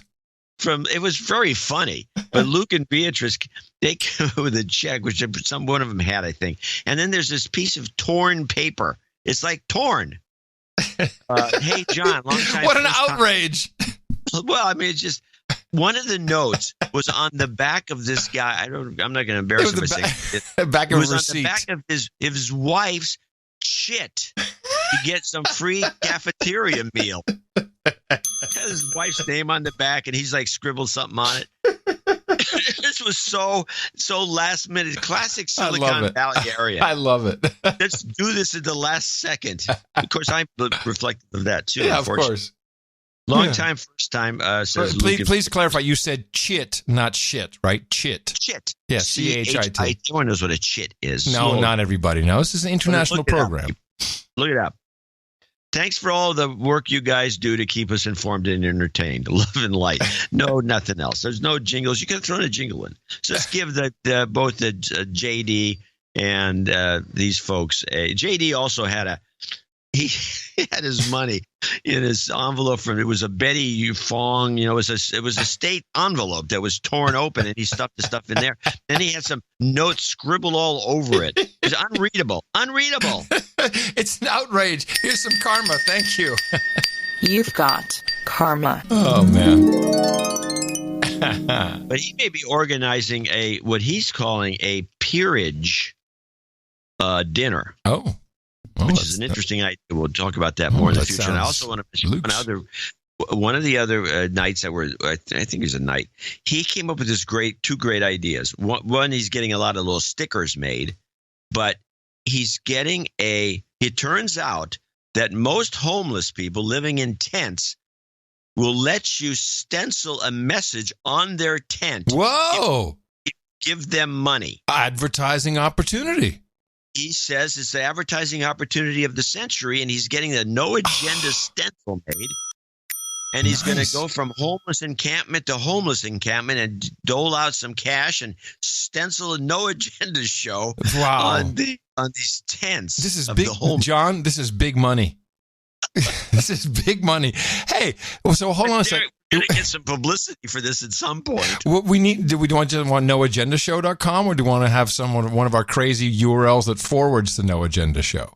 Oh, I don't know. Yeah, because otherwise it's in its formative stages. Okay. Let's let it develop. Our podcast is advertising on homeless people's tents. We now go to John C. Dvorak on the scene. John, what are you learning down there? There's a bunch of homeless people in all these tents. I've got this stencil on them, and I've got a couple homeless. The guy left. Well, anyway, he told me before he left that these guys came along with $10, and they would spray on their tent. They said no problem, and they ended up spraying on everybody's tents. This podcast has an innovative idea for helping people out of poverty. It's called the No Agenda Show. No Agenda, done by former VJ and former PC Magazine writer John C. Dvorak. Fired. John C. Dvorak was just recently fired from his job at PC Magazine, which he notes was before the lucrative tent action. Yeah. My goodness. So anyway, I love it. It's a great idea. I'm all for it. Great idea. Yeah. Fabulous. Hey, we paid him, man. 9 out of 10 homeless people prefer the No Agenda podcast. We're sick bastards. Sick, I tell you. That is one of the better ideas. Yeah. It's one of the best ideas I've heard recently. If can we tie it into blockchain somehow and do a cryptocurrency with these people? Blockchain stenciling. Do a crypto with these people and help them out of poverty. Yeah, as we laugh at the plight of the homeless. Very good. Yeah. Very classy. No, we're horrible. We are Tor. It's terrible. But hey, $10 is $10. Right? Yeah. Yeah. I'm all in. All right. And what else from the meetup? Well, there wasn't much else. Well, you going to thank some other people later? Or Bryony showed up. Oh, how's Jen doing? She was in Dimension B, and she's kind of snapped out of it for a while. Yeah. She's doing fine. And does she still like me, or does I introduced her to Mimi immediately? Oh, and the two of them hit it off. Oh, perfect. Yeah, they're both Oh, tall. she's going to be living up there before you know it. Well, there's an element of this. I don't know if I can even discuss it. Yeah, I think so. Which I'll discuss in the future. Oh, come on. Well, Bryony apparently thinks that, or likes the idea, and I think she might have the chops, because I tried to explain why I was like helping Bryony to mentoring her in her model. Because she's got talent. That's why. She's a natural. Yeah. She's a natural podcaster. She's got a good voice. She knows how to use her voice. Yeah, she's talented. She wants to try doing some stand-up. Oh, interesting. I bet she could do it too. So Mimi, of course, has produced comedy. Mimi's all she knows everybody in the business. Huh. And she already has a date at Giggles, or what is it called? Giggles and Yuck Yucks. She's got a gig. So Mimi can coach her a little bit, mentor her in the stand-up business enough so that she could actually do some and practice, see if she likes it. And I said, hey, good. She's yours now. So handoff. Oh, very good. Off. Very good. Does she still like me, or is she pissed about our Twitter back and forth? According to Mimi, yeah, and Jay, I guess, who was listening on some of this, she was grousing about you. Yeah, I knew it. Damn it. Yeah, but I'm only saying to help her. She's just grousing. You're harsh on her. You're harsh on her. Tough love, baby. It's tough love. Tough love. I don't say it because I have lots of other things I can do in my world. So we're going to do more of these meetups here and there. I thought you were going to say we're going to do more of this mentoring. Yeah, we're going to do more of this mentoring. We wind up hating me. You wind up hating me and doing stand-up. Welcome to podcasting. Hey, worked out for me. Right. So anyway, but we should do more of these. I'm going to do another one in Seattle. I'm going to do another one in Los Angeles. You're just cranking them out. We got to get our Austin meetup done now. Damn it. Yeah, we should do at least. We should do one a month, but we can't. We'll do one every couple of months, maybe. All right, so let's go on. Okay, it sounded like you had a good time, and I'm very happy, and I'm glad people showed up. We didn't like the place, the Drake's place. Surly waitresses, and they didn't like the fact that we had so many people just crowding around. It's huge place, but they wouldn't give us the kind of tables we wanted. It was a bunch of this seems to be a bit of a thing. They don't, these places. Don't want to, give you an area because, we can make more money the other way around. Stuff like that. It's very dickish. Dickish, yeah. That's the word, dickish. Well, I want to thank everybody who came to the meetup. That's fantastic. It sounds like you had a good time. Yes, you and Curry. Okay, a couple more items. Are you and Curry ever going to, do a meetup together? No. I said no, probably not. No, I mean, probably not. We don't actually like each other. We don't. We hate each other. We're not really. The other one is I have a great idea. Oh, I'm not going to mention this guy's name. Do the show live together during the meetup. Hello. Exactly. Did I tell you this already? No. I get that all the time. All the time. Yeah. You have a great idea. Together live. I finally came on stage. Well, they want to see you on the chaise and me with my Tourette's. Yeah, we're a great show. So I told the guy, I said, here's the problem. I had to kind of discuss this with this guy because he was adamant. Mm-hmm. I said, here's the problem. It involves an audience. And both of us have a performance gene. Yeah. And so we start playing to the audiences, me especially. I won't even be talking about these items that we try to discuss on the show. I'll be doing jokes and making funny comments, see if I can get a rise out of the audience. It would be a disastrous show. Yes. It would totally suck. And I'd be really conscious of my tics and stuff. You'd be all nervous about your tick. The tick. No, ticks. Plural. What are you talking about? Yeah, they're jerking around. Spitting. Unbelievable. Okay, let's start with thanking some people. They were done. I think I covered it. All right. But anyway, thanks for everyone who did show up. Yeah, it was great. Where's Alan Bean? That's what I'd like to know. Brian Barrow, 34567. Sir, Brian? I'm not sure. I don't remember. I think so. I'm really sorry to hear about your PC Mag parting ways situation. Take this donation as a sign you still have the support of the No Agenda audience. Without meaning to be funny, please give yourself some jobs karma. Yeah, I was thinking about that too. What kind of jobs karma would you prefer? We have the Nancy and Trump. We got the Trump, and we got the just Nancy. Oh no, don't give me the Trump. Yes, what? The Nancy regular job. Nancy. Regular Nancy. Jobs, jobs, jobs, and jobs. Let's vote for jobs. Henceforth, got karma. Henceforth to be known as a regular Nancy. Yes, what do you want? Give me the regular Nancy. I want a regular Nancy. Yeah. Sounds right. Yeah. Steve Fisher, 33333. R.I.P. PC Mag. I bet they don't last another year. Sure. I remember when PC had spawned out of Popular Electronics. Oh, is that true? Well, it kind of was true. PC Magazine was actually started by David Bennell, and then it was bought by a guy named Tony Gold. And Bill Ziff bought the company out from under right. Bennell, and Bennell started PC World, pissed off, which was an opera. And Ziff did have Popular Electronics, which they folded because this is the reason. Very few people know this, but Popular Electronics folded because the circulation was too high. Wait a minute. Come back at me with that. Let me check the bong for a second. It folded because the circulation was too high. Yeah, it's too high and growing. Were they losing money on every edition? Not that anyone can tell, but Ziff has this very unique theory of and he is the specialist in this. And likely I got to sit and chat with him a lot about special interest publishing, and I got a lot of insight that I still discuss occasionally.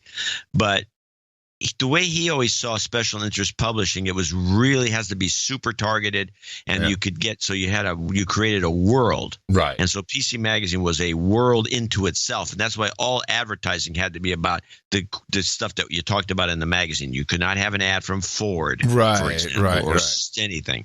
And apparently, this Popular Electronics was getting so big that it was losing the focus on a small enough group that you could sell to the advertisers. Right.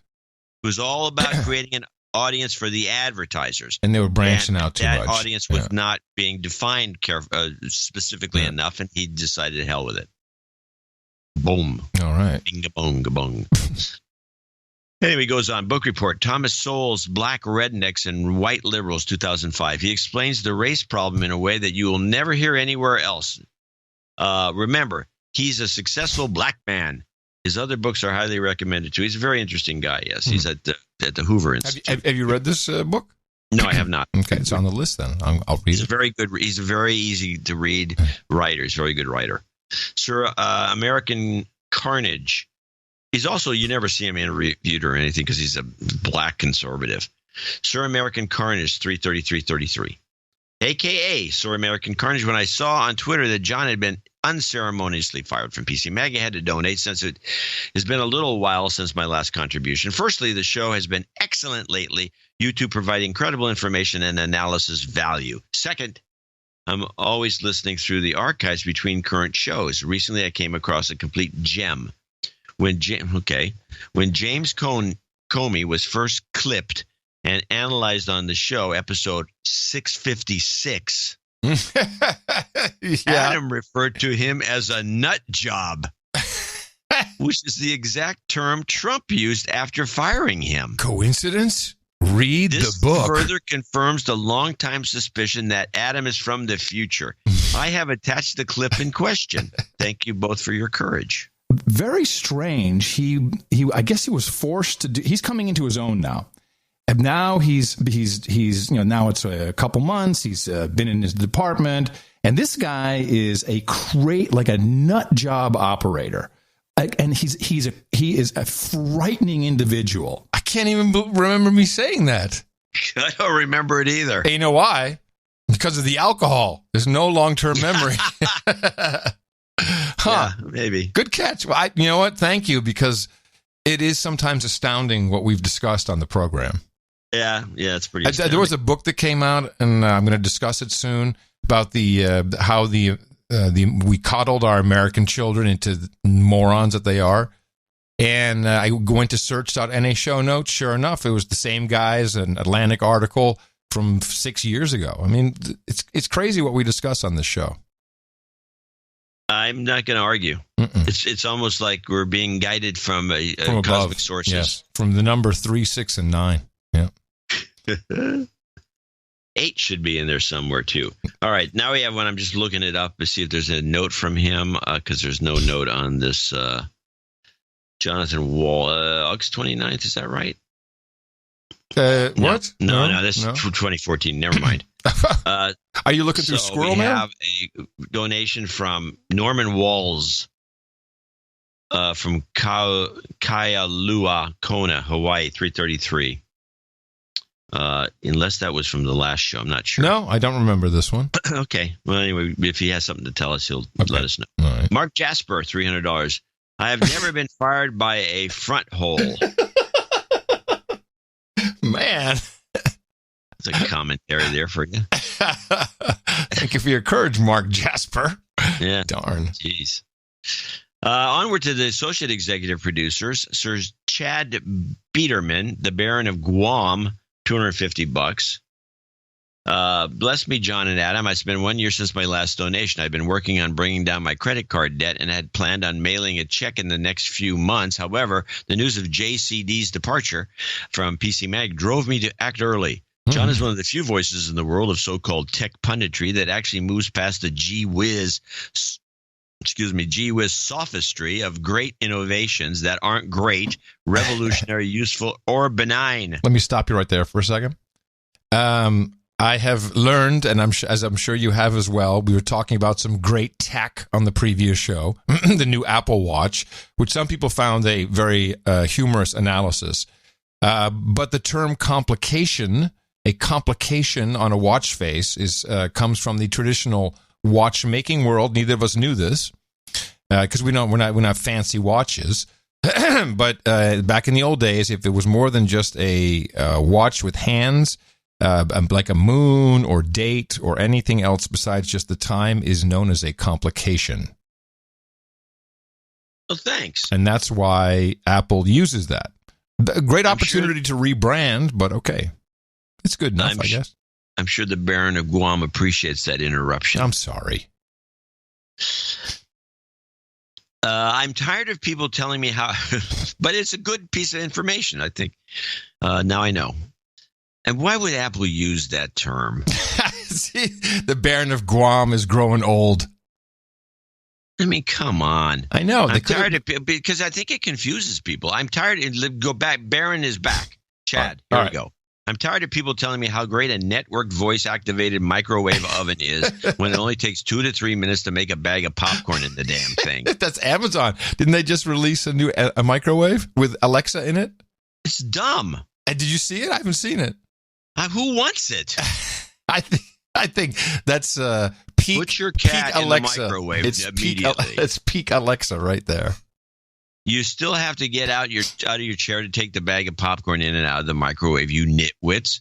What's the benefit? Pretending you're on Star Trek? Who thinks crap like this has any utility at all? See, we've now sparked Chad can be writing some columns here. Yeah, yes, indeed. This is someone who has been influenced by your magazine. I think I believe guys like this are always this way. They just need someone to confirm their already existing opinions. Okay, well that's still that's important. My belief. I think that's what the show does too. People kind of know this is going on, but they need somebody to kind of outline it for them because they got other things to do. They have jobs. And someone that can always blame later. Well, Dvorak said it. Yeah, well, that's good, too. Yeah.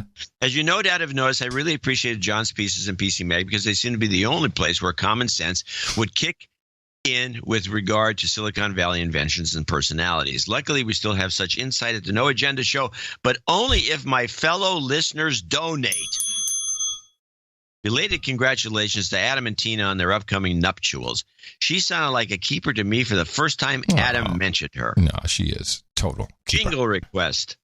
Star Wars from L. Sharpton. I don't know why, but that cracks me up every single time. Chad, Baron of Guam.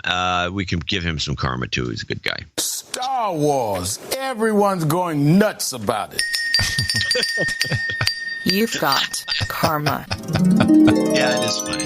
Yeah, I don't know why either, but it is. There's no reason for it to be funny. No. It's just funny. Yeah. Scott Floyd in Clayton, California, $200.30. I wanted to donate $200 to finally become a knight and help the slacks. 30 cents on the back to tie it to the many years of Dvorak has been sharing his insights in PC Mag with many other sources. I'm hoping to be Sir Scott of Diablo. Can you de-douche me? You've been de-douched. Can you play the Obama mariachi no, and resist me much? Thank you both. And sorry about PC Mag, John. Unbelievable note they sent. See you the next Bay Area meetup. I was watching my kids Friday and letting my wife have the weekend off, so I couldn't make it yesterday. Okay, you know what? No.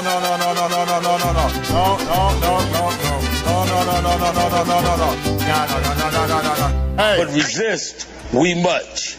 We must and we will much. About that, be committed. You've got karma.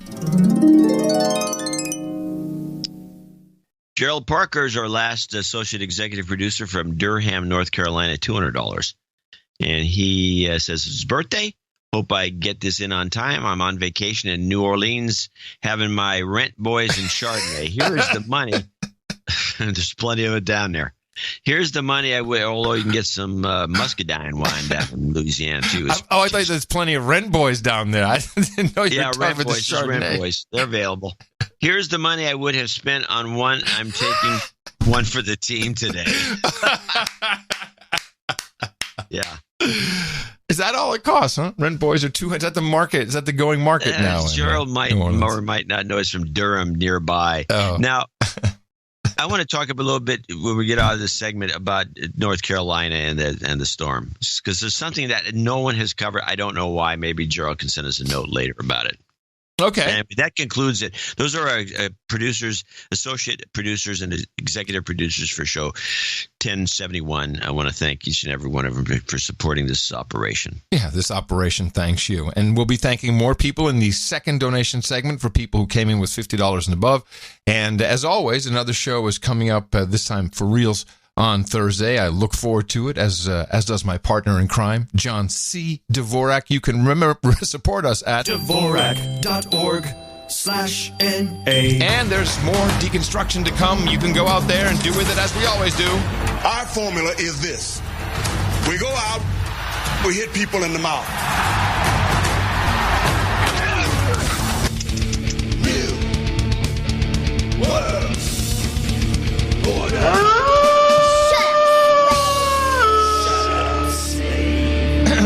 So you're going to do that. I just wanted to mention I have this. Let me see. I finally got one. Where is it here? Before you go to that, I do want to mention there was one more associate executive producer at the meetup. Oh. Came in. It was like another scrunched envelope, $200 inside. Another last minute job. NJNK Anonymous.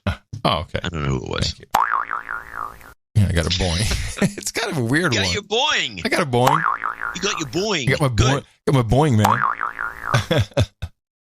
All right. You were going to talk about North Carolina. Oh, yes. North Carolina. Jeez. Oh, yeah. Uh-huh. Uh-huh. Now, there's been coverage. There's been a couple of stories about this, but if you remember a number of years back, and this has been going on, it's still an ongoing problem. North Carolina is one of the biggest producers of pork in this country. And I would say you might have an investment opportunity because a lot of it gets exported to China. But there were tons of stories, 60 Minutes and the Nightlines, all these things about the huge piles of pork or pig crap all over the place. And it was like stinking up.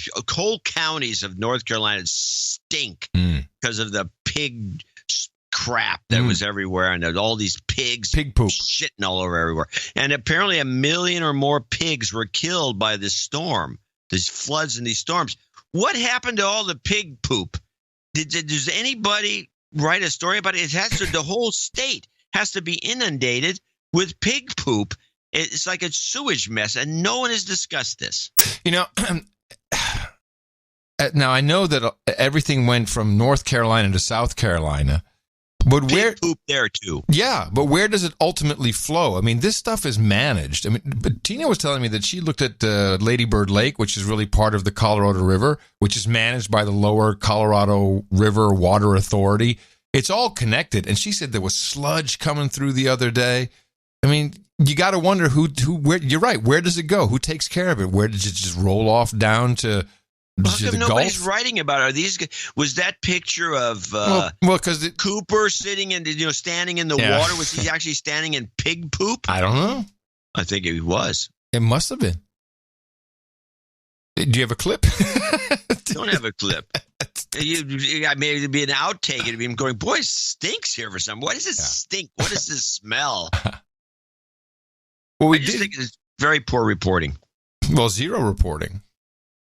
Anyway, it just bothers me. And I really realize how poor the reporting is when you're over in Europe, and even certainly from our side as well. We're not getting enough information and cool tidbits from our producers.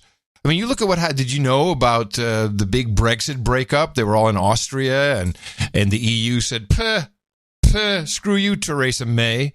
We're not taking your deal. And then she went back, and they're all yelling back and forth, and apparently it's all about Northern Ireland. I mean, we don't know any of this in United States of Gitmo Nation. None of it.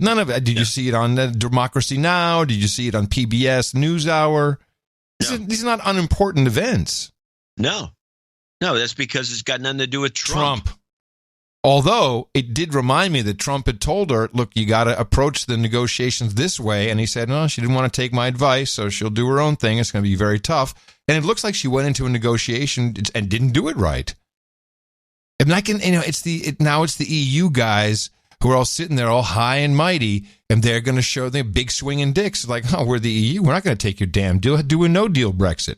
And I think there is a real conversation, but it's about Northern Ireland, and it's called the backstop, which means if they're not able to get a deal by 2020, then Northern Ireland would remain under the economic control of the European Union and not under the United Kingdom. Now, I'm not sure why Northern Ireland itself is so important. I mean, it's industrial. Is that where all the Google? No, they have it in Ireland, not in Northern Ireland, right? The Apple and Google. I don't know. We'd have to look into it, but nobody seems to be. I tried to look around a little bit, and I really couldn't find like a specific reason. Well, somebody came up with this thesis that if you could do a no deal Brexit and then base everything on WTO rules, which are really more of a meta that would screw the EU over. Yeah. In other words, you have to trade. If you're in the WTO, which they are, both of them, both groups, you can't do any of this kind of stuff you want to do. You have to follow the rules of the WTO. And you've already signed on to the WTO. We've done it. Well, a lot of our laws in the United States are null and void because of the signing on to the WTO. And for some reason, they take precedent, which screws over a lot of small businesses in particular. Mm-hmm. But that's what they should do. Just say, okay, we just do WTO rules. That's it. We're just going by that stuff. Well, so this, of course, is once again raised the talk of another vote, a do-over on the Brexit vote. It's a lot more of that. And who knows what's going to happen? I just think the EU is just going to sit there. They're not going to give them a deal. All right, go ahead and figure it out, Theresa May. No, I don't think they're going to give them a deal either. No. But then you've got to doubt the Brexit at all. Is it a Brexit if it didn't happen? Falls in the woods. Yeah. It's all just imaginary anyway. So we have a piece of paper somewhere and we do some stuff. Let me see, what else do I have here? There's a number of different directions we can go. There is an important bill that is coming up for vote very soon now, which is not getting a lot of coverage. I think it's interesting. This is a federal bill. Mr. President, the Agriculture Committee has put together an excellent piece of legislation. For the first time in 80 years, this bill legalizes hemp. We forget, but hemp was widely grown in the United States throughout the mid-1800s. Americans used hemp in fabrics, wine, and paper.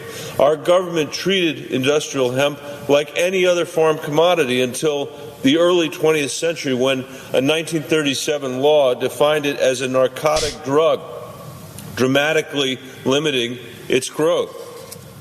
This became even worse in 1970 when hemp became a Schedule I controlled substance. In Colorado, as is true across the country, I've talked to a lot of colleagues here about this, we see hemp as a great opportunity to diversify our farms and manufacture high-margin products for the American people. Yeah, baby. Good products. Now, apparently, this is the farm bill. And let's mention something here. Sure. Industrial hemp is not the same as marijuana plants. That's correct. However, an important part of this farm bill is the extract rule for CBD. That will be legalized. That's a part of it. So you can create marijuana hemp advertising, whatever you want to call it, where you can extract CBD for some groovy products. Yeah, anticonvulsants mostly. Well, there's lots of stuff. Anyway, so yes, this needs to go through. Oh, and I think it will. And of course, this is this could be a pretty big little economic sector. And we're good at. We're farmers. We could be very, very good at this. They're talking about CBD portion of it alone. Well, no, legalization of hemp and CBD could grow consumer market to $22 billion. That's not bad. It's a nice little cottage industry. And I will say this: the hemp is very useful. We're talking again, not marijuana, not CBD, not THC. The plant has a fibrous content that can be used to make cloth, rope. Almost all ropes were made from hemp. Cars. Hello, what are you laughing about? What cars are made from hemp? Go Bing hemp car. It's right there. Hemp car that also ran on hemp. It's there. And Cheech and Chong. Hello. But yes, anyway, there's a hemp car. The usefulness of hemp in industry is quite high. Now, the one thing left out of this report is that when it was made illegal, it was made illegal by now people can check this out and call me on it because I'm not looking at the research as we speak. The Hearsts. Yes, it was the Hearsts. William Randolph Hearst supposedly had a bunch of tree farms, and hemp could be used to make newsprint. And apparently, early newspapers had a high composition of hemp. I don't have this information in front of me. I've heard this as well. I've heard that this was the beginning, heard it, but I'm not sure. And that's when they started printing stories about Mexicans who were high on the marijuana weed and were freaking out and were coming here to rape our women. Now that was the Reefer Madness era. Yeah. And so they made the whole hemp plant, which is not in our these industrial hemp plants, which are huge, can be used to make ethanol. I know that. Yep. Probably more efficiently than corn, and they can be used to make paper and all these other products that come from this plant. But supposedly Hearst was behind the abolition movement, or one of the guys, and worked out for him. Yeah, well, it's going to work out for us because that's another sector that we can enter into and tax the hell out of, which is just like, oh, man, I love this story. What a statistic. This is from CNBC. New research on teen vaping shows that about 20% of high school students have used e-cigarettes in the last 30 days. The number has soared 75% from a year ago, 75%. Great. That is according to a Wall Street Journal story citing unpublished federal data. By the way, they're saying this, the whole read here is with, oh, geez, it's horrible. These children are vaping. I mean, Is he a doctor? Does he have a medical opinion on this? I mean, he certainly has an agenda. He's like, oh God, it's so the children. FDA Commissioner Scott Gottlieb is considering a fast-track review process for e-cigarettes that include features that discourage use by kids. The FDA announced a historic crackdown on e-cigs last week, threatening to ban some products like flavored nicotine that appeals more to kids, like cucumber. I saw peach, I saw mango, cherry. There is something to be said about the oral. What? She sounds hungry. Well, she goes, oh, mango, I want to point out that that you create regulations for one reason and one reason only. Right after regulation comes taxation. I mean, this is so obvious, but they're like, oh, save the children or some crap like that from your financial news station, by the way. Fixation. Yeah, but if Freudian. you're selling, I mean, it's one thing. If you're selling it to try and help smokers kick an addiction, you don't need all these generating new nicotine flavors. addictions. A delivery system to generate new nicotine addictions just doesn't. And you don't know what it does to their lungs, as FDA commissioners constantly said. Delivery system through the drugs or through the lungs is not a way that he would ever suggest you. No, through the nose. That's how we should do it. You get your intake of anything. You're right, Liesman. I want to outlaw vaping. I'm turning into a big government regulation person. We're switching that and the tariffs and all that stuff. I know. It's upside down. Anyway, become a hardcore, big time government. Like me and Elizabeth Warren. I am. Anyway, exactly. Two ends they bend. They meet. Space time. Space time continuum. Stephen Hawkins. Yeah. All right. Companies feared that. Are they high? What are they talking about? I mean, this is the weirdest segment. It's like they can't make up their mind if it's, good or bad, or it's like the tariffs, or do we need this now? And children shouldn't, it's good if you're trying to wean people off smoking. How about a whole new category of drug? I mean, this is another taxable moment here. This is fantastic. Get on board, people. Mandatory FDA reviews would slow down innovation, but the FDA now says it will help companies get new products to market quickly if they discourage use by kids. Among the possible solutions that has been proposed, making the devices Bluetooth compatible so they can be disabled near schools. Because that's where the kids are doing all the vaping. This is fantastic. You get the kids hooked on the vape. And, of course, we're going to legalize the nicotine part because that's the way it works. Now, we've cut out all the young guys like Dexter. Dexter had his own. He still has his vape, his e-liquid company, doing really well. But it's going to get cut out eventually because you'd have to pay $1 million per flavor to get it approved. You get all the kids jacked up on it. They're going to school. You got Bluetooth controlled. So it's like, slave in seat number 5. If you have the answer right, I'll turn on your vape. And they go, thank you, teacher. This is a setup for these children. So in the school zones. Plus, and it's all converging. You marijuana vape, too. That's what people use the oil. Now you're talking. Now, is that good or bad? Because it gets rid of, if we're going to legalize marijuana, you might as well try and do it without the tar and the carcinogens. Lots of ifs. Lots of ifs. And then the smoke coming out of their ears on this question.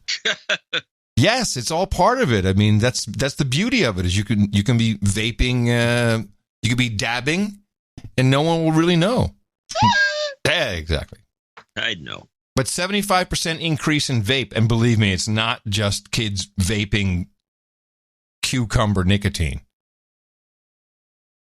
All right. Well, thank you for that report. Little report for you. Can we go to Beto? Yeah, Which I've been wanting to do. Beto. A couple of things about this guy. Now, I don't know. I've heard him talk enough that I think he's trying to sound like Obama. He's kind of doing yes. And he's even being compared to Obama. We had that in our last report. Well, it's because he's using Obama's cadence. Yes. Now, there's a very short clip. I don't have the whole thing. I had the whole thing. It's boring. So I got just a piece of it. This is him in a black church, and he's using as one of his items is that woman that I don't even know if she wasn't a white girl, but she's the one that went into the black guy's apartment below hers and shot the guy to death. Yeah, she's white cop. Yeah. She's white. I thought she was. She looks Hispanic to me. Oh. It's beside the point. She's a cop, and she went and shot this guy to death.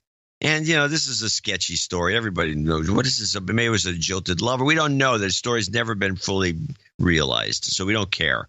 But this guy's in a black church getting everybody all riled up. And tell me, just listen to his cadence. He's not trying to be Obama in a black church. In this very year, in this community, that a young man, African American, in his own apartment,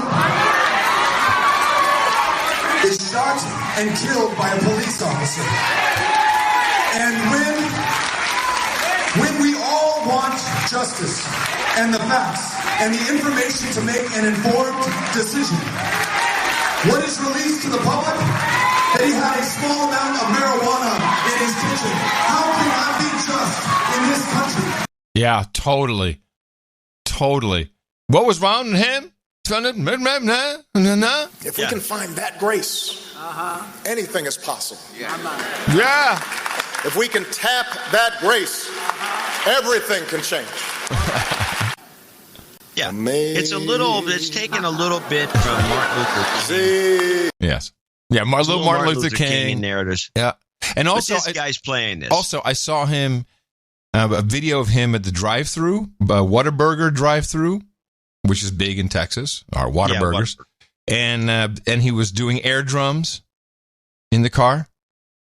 All hip and stuff. There's nothing more pathetic. He's a hip guy. It's nothing more pathetic than a white guy doing air drums at a Whataburger drive-through. Hey, man, watch me. It's like the scene in the couple scenes in Office Space where the guys. Yeah, it was bad. Listening to rap. Very, very, very. Yes, exactly. It turns sad.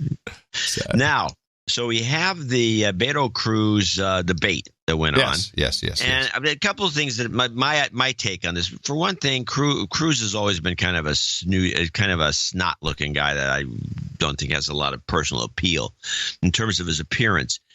Beto's worse. Yeah. Beto looks like the kind of kid that was in school. You'd want to punch him. Or pull his pants up, or do something. You want to be mean to a guy like this. If you're in high school, I'm talking about in the olden days. Nowadays, no, you can't do anything. Were you like that? Were you mean to the nerds? Because I was that guy. I was Beto. You were the nerd? That was the Beto, yeah. Yeah, well, you'd have been somebody would have tripped you or done something. I tripped him. Look at that. And I had Tourette's. Oh yeah, you'd be screwed. So but nowadays you're safe because everybody's all into the poor kid. Let's treat it. Just make an example out of him by not doing anything to him. Let's just give him a diploma just because he's so. This is this Beto guy. Beto is the problem that Cruz has is Beto is a lot taller than Cruz and much more stately. Until you actually look at him, he's an Ichabod Crane guy. He's got a bunch of veins in his neck. His neck is like he might be a lizard. It's possible that he's a lizard. I don't know for sure, but he might be, and that's why he's got this. He's got the cadence down, this Obama cadence. Yeah, lizard talk, lizard tongue. I got 3 debate clips. All right. I got the clip that I picked up early, which is the 2 of them bickering, and then I have 3 others, but. Here's what you have to remember: a couple of things. Cruz was a borderline professional debater. He was a master debater in college, well-known master debater. Uh-huh. And he should be able to kick anyone's ass in a debate. I think this guy, somebody took him aside and said, "Hey, you want to beat Cruz here? You want to just point out what he's trying to pull with his discussions." Because he's pulling stunts. Cruz is pulling stunts, and this Beto guy brings up. But in a number of points during the debate, Cruz would shake him up. He would say something to get him all shook up, and he'd be nervous. Mm-hmm. So he's not as good as Cruz in debating, but he's pretty good at doing retorts. Here's the bickering clip. And we are moving on here. Sorry?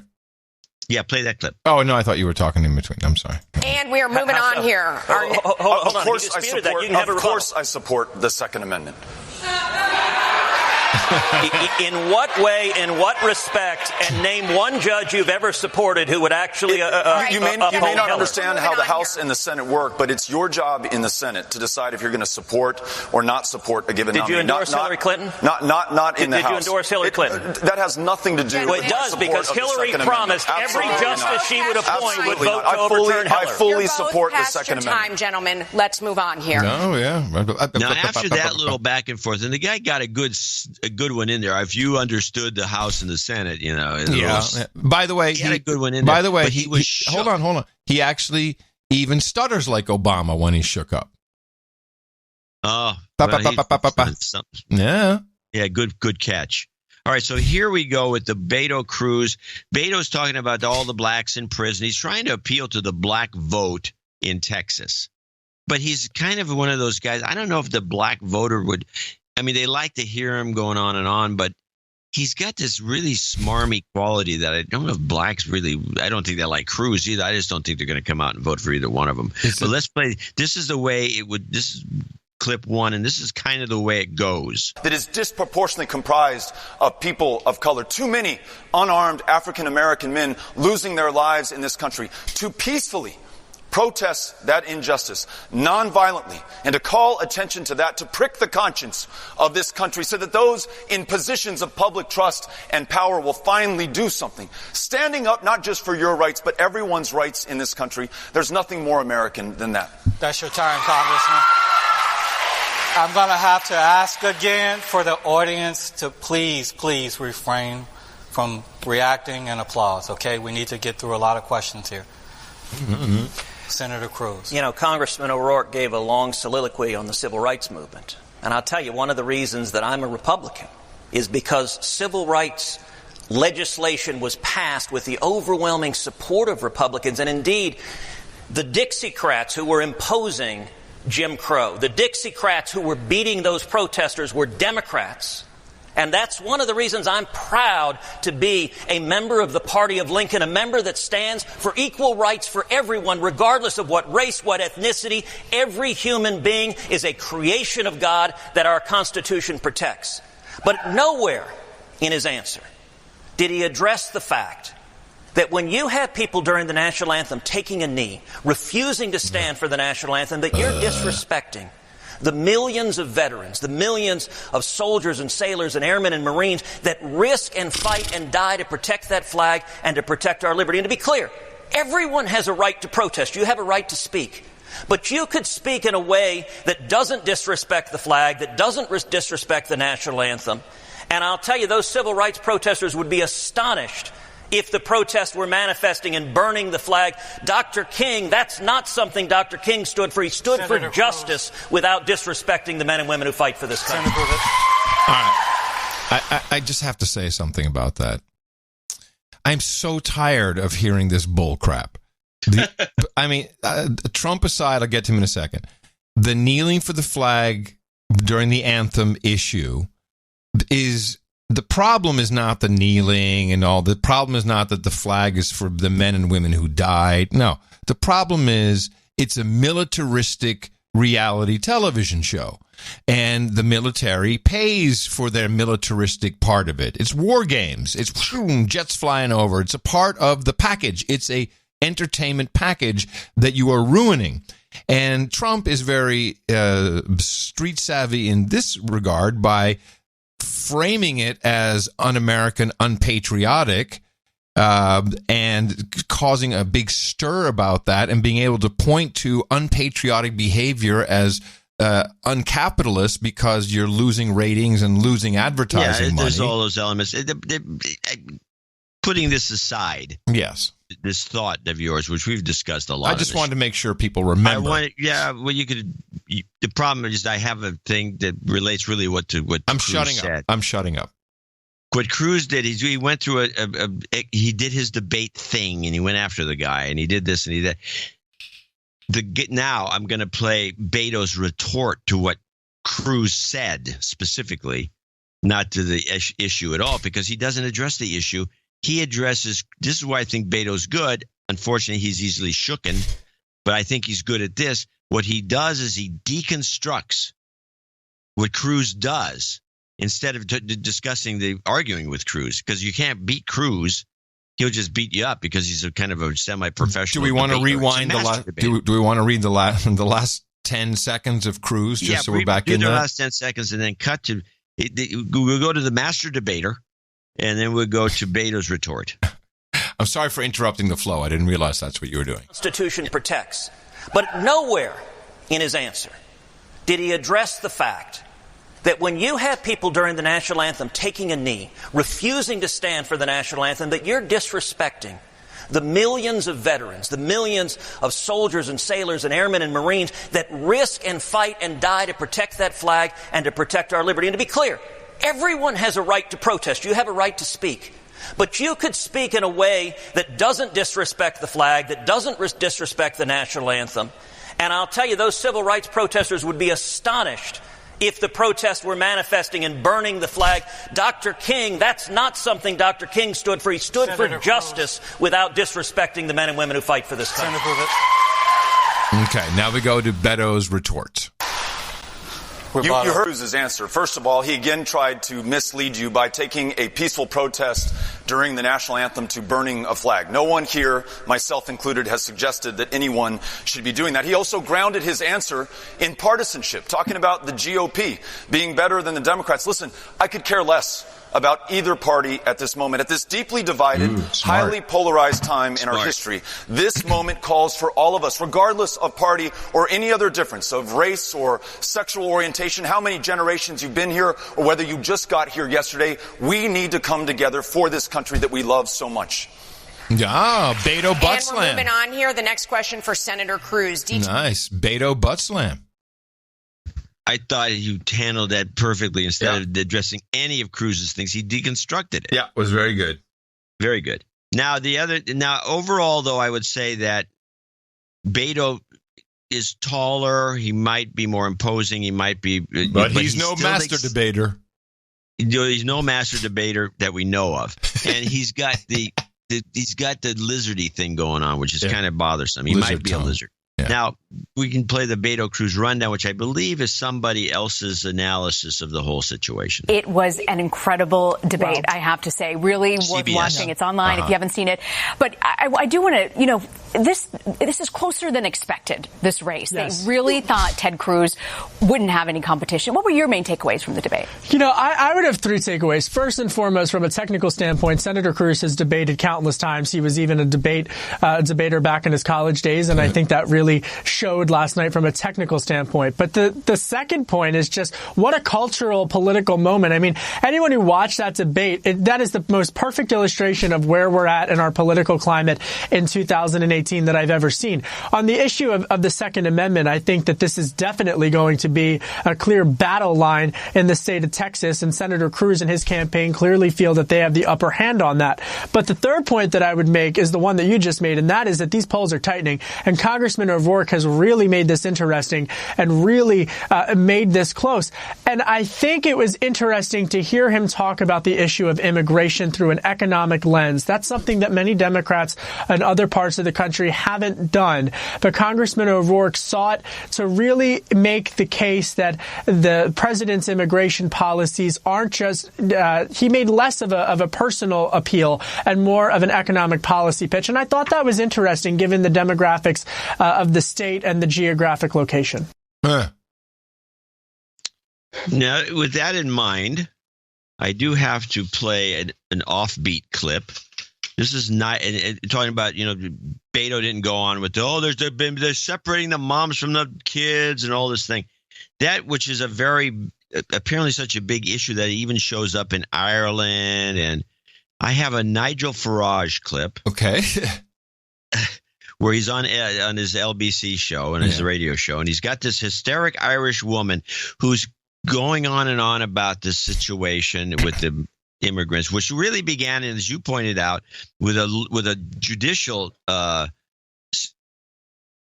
edict in the 90s that required the separation of the parents from the children at the border for some particular reasons. That it's been going on throughout the entire Obama administration, but everyone makes a scene about it. So it's all Trump's fault. But listen to this is the problem that the Democrats have is the hysteria. This is Nigel versus the hysteric Irish woman. And Donald Trump, he's a dirty rat, putting those little children in cages. What kind of human being does that? Someone related to Hitler does that. May, what he's doing is sending a message: don't try to come to America illegally. And it does look extremely tough, I agree with you. But May... They're dudes, but don't do that to little children. God forgive him. That is a terrible, terrible thing he's doing, ripping children from their mothers and putting them in cages. What kind of... what kind of people do that? Well, the alternative, May, is to do what... Children. May, the alternative is to do what Mrs. Merkel has done, and to say anyone can come that wants to come. I mean, do you see, this is the great issue, May, that is dividing politics right across the West. It's how we deal with our borders, it's how we deal with refugee seekers, it's how we deal with illegal immigration. And his message... Nigel, you don't treat people like that. For God's sake, you don't treat people like that. Oh, won't somebody please think of the children? Yeah, that was sad in so many ways. I mean, this woman believes the reporting and thinks that Donald Trump personally is ripping children away from their mothers. He's standing there doing it jamming them into a cage. Oh, my goodness.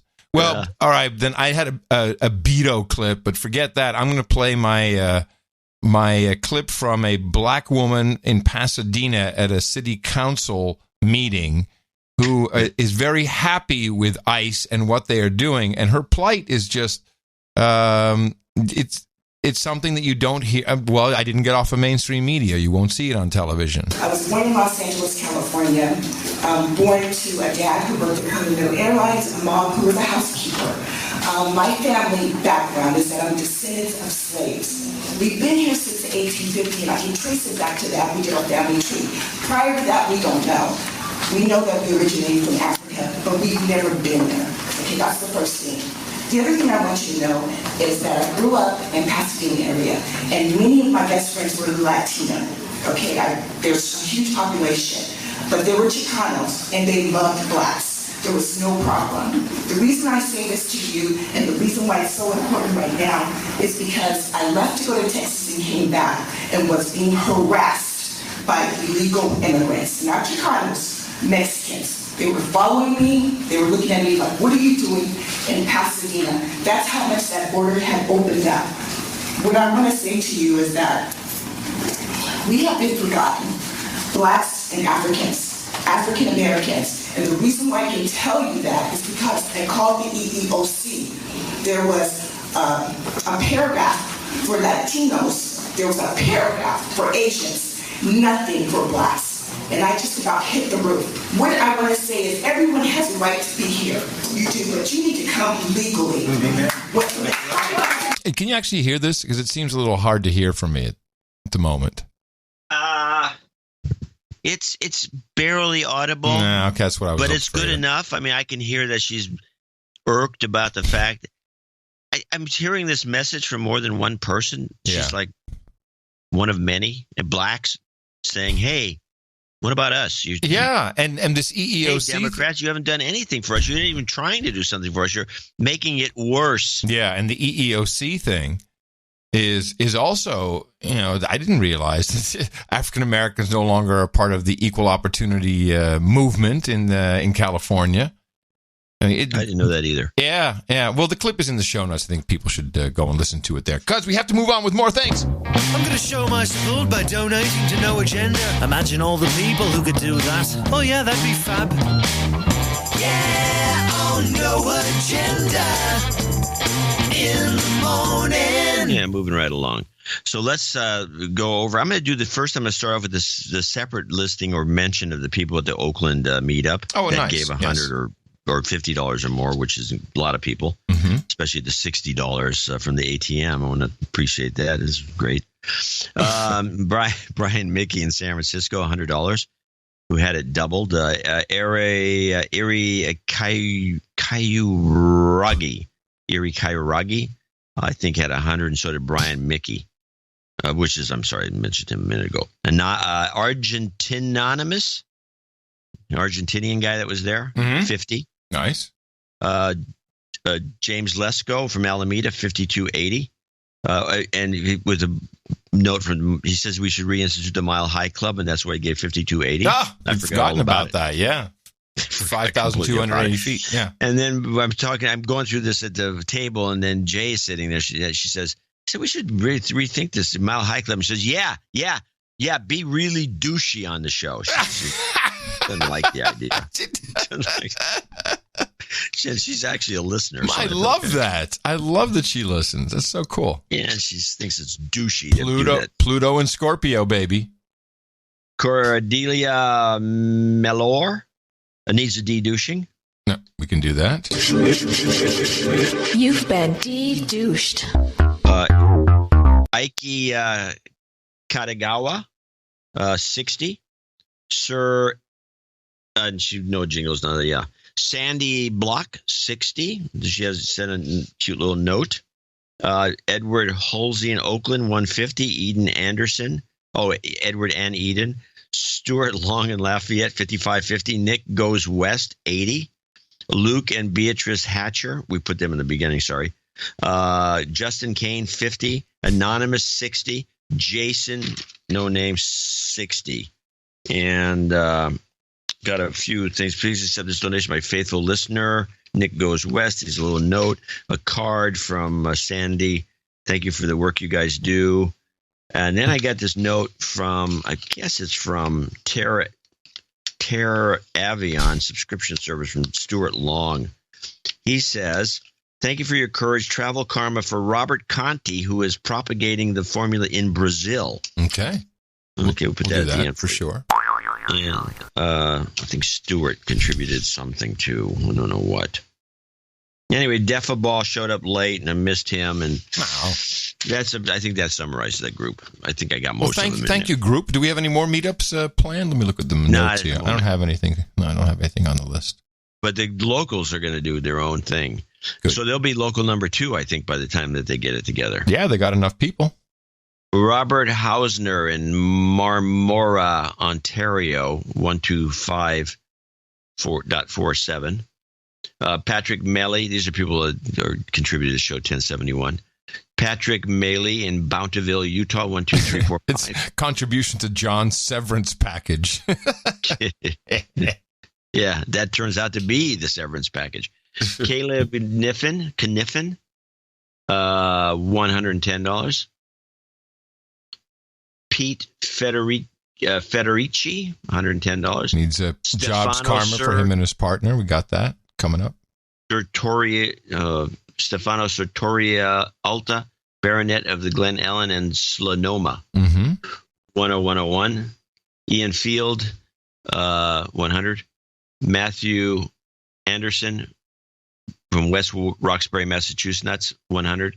Sir John Knowles, the Baron of Murfreesboro, 99.99.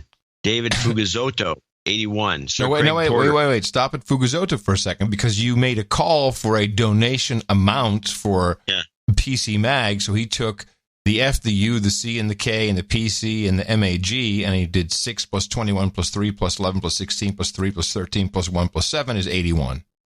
Yeah, that's a pretty good one. I had another guy they said it should be 86, 32, because you got 86th. Yeah. And I thought that was good too. Well, maybe the Fugazotto one works. He's Sir Fugazotto, as far as I remember. Mm-hmm. Sir Craig Porter in Council Bluffs. Here's a boob donation for you, John. Best of luck. 8008. Sir Marcellus, 8008. Boob. Tim Kiesel, 80. A boob. I'm not going to read that. Forget it. No. No. Not happening. Nice try. Good work, Tim. Sir Brian Kaufman, Scottsdale, Arizona, 7575. Daniel Hebner in Noblesville, Indiana, 6130. Anonymous, 58. Sean David. From Slovenia. Oh, that's cool. Hey, Slovenia. I love Slovenia. Why is he anonymous? What difference does it make? All they have to do is track the one IP address that listens to No Agenda from Slovenia, and they got you. Slovenia. Slovenia is a great place. Great wine growing area. Very nice little capital city. Beautiful. Capital of Sean what? David Carlson, Fresno, California. 55 double nickels on the dime. Sir Dave Pugh, 55.10. Gabriel Olinger in Manchester, New Hampshire, 55.10. Sir Stephen, 55.10 from Bern, Texas. Where's all these 55.10s coming from? I don't know. He says, I admire this double nickels on the dime. Eric Scholes in Dallas, everybody in Texan. I admire JCD's ability to burn bridges. Keep going. With the NYC Libjos. Fuck them. Will they ever pull their heads out of their collective arse? I doubt it. Who cares? Throw on some rare Rihanna outtakes, slunk a bowl, and just, peace. Texan. That's right. He's from Dallas. You might talk like this. We know how to roll here, baby. David Alston, 55.10. Michael Sigenthaler, 5005. Alexa Delgado, 50 in Aptos. And these are all following our 50 donations. Name and location, if applicable. Dave Bozeman, he goes on about, he says he's never going to read PC Magazine again. That's what, No, of course not. I'm never reading them again either. Screw those guys. You don't read them now. No, I barely read your column. Yeah, barely.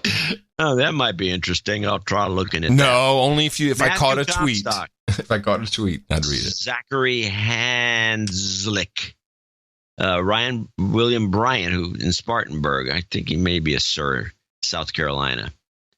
He has a negative comments about PC Mag. Daniel LeBoy in Bath, Michigan. Patrick Maycom, Sir Patrick in New York City. Sir Chris of the Vortex Ring State in Sir Island, Washington. You don't want to be in a vortex ring with your helicopter. No, not, but he's there and he's saving the day. He's 50 as our last guy, and that will be our producers for show 1071. I want to thank each and every one of them for helping us out. Yes, and of course, thank you to everybody who came in under $50, which anonymous. Sometimes someone who lives in, I don't know, Slovenia would want to give their name, but they want to be anonymous anyway, so they'll give under 50. We had a guy at the meet, Ben Anonymous. Yeah, who I know him. I think he gave 50 or 60, but he says he's the guy. Now I think this is wrong. I think this is a mistake. I don't think this is true. He says he's the only dude named Ben. No, no. I'm sure we have more. I think most people named Ben are dudes named Ben. Yes. Because if your name is Ben, you really don't have a lot of choices in life. And if you're a man, yeah, because that you never know. Being a guy working on machines, computers. Yeah, Ben, dude named Ben. So we thank everybody who came in under 50. You're on our layaway programs and our subscriptions, the sustaining donations. They are very important. We appreciate it, and thank you very much. And keep the checks coming. We need to make sure we have a good check flow. In case PayPal pulls the plug like they apparently did on Alex Jones. Yeah. I'm looking into it to see why they did that, because we've had nothing but good luck with PayPal. So they've actually been, except for the Unibyte encoded stuff, everything else have been pretty decent with them. And that is a problem. But it's not much of a problem. But, I mean, they also, remember they cut, didn't they? Was it MasterCard or PayPal as well? Then they cut off WikiLeaks. I think it was PayPal, wasn't it? I don't know. Yeah, I'm pretty sure. So, yeah. But that's crazy. What would you do if you're running the company and the government comes in? The CIA guy comes in. Support InfoWars, free speech, man. I don't think it was the InfoWars. Well, maybe, but I know that WikiLeaks, it was the government that was going after him, and they probably went from door to door to tell people to stop, cut off their funding. Yeah, but that was also, what's his face, from the $250 million website. Omidar, yeah, Pierre Dramakar Omidar. Yeah, that guy. He was in charge of it at PayPal back in the day. I don't know. Yeah. Now, you can't on one hand say the social justice warrior fired me from PC Mag and then not see the obvious connection between Omidar and PayPal and WikiLeaks. Well, he's not there now. No, but he was then. I'm glad he's not there. Yeah. I have a very nice note to share. This is from John Overall, and you may remember him. His dad passed away earlier this month, and he's in Scandinavia, where he died, and he wanted to see if he could get a color guard since he was a highly decorated naval man. And so I got a very nice note from John. He says, "Hi, Adam. Please read this on the show or whatever you want to. I've gotten official word from the U.S. Navy this morning that an official honor guard will be at my dad's funeral to present colors, fold the flag, and play taps. Without no agenda and the help of this community, I am not sure this would have happened. It seems the Navy does indeed provide for out-of-country honors, but they sure don't make it easy to locate the correct office that you need to contact. A big thank you to the No Agenda community is in order. Thank you, Adam, for taking my request and moving it along to Agent Orange. Thanks to Agent Orange for moving it along to his contact, a brigadier general. And thank you to the general who gave me his personal number and a number to call and a person to talk to so I could make this happen. And thank you to the U.S. Navy for sending the team to honor my dad, CW04 Gerald W. Overall, for his service to the United States. You have no idea how much this means to my mom and the rest of the family to have the honors. Karma works. Cheers from John Overall." Hey, we pulled it off. I'm proud of the community. As expected. Yeah, it went fast, though. This is very good. I'm very, very pleased. Congratulations to all. Then I did get a night karma request from Sir Bill Hudak. You know, we like to do those things, so we have a number of karmas to hand out, including some jobs karma and travel karma. So here we go. Jobs, jobs, jobs, and jobs. Let's vote for jobs. You've got karma.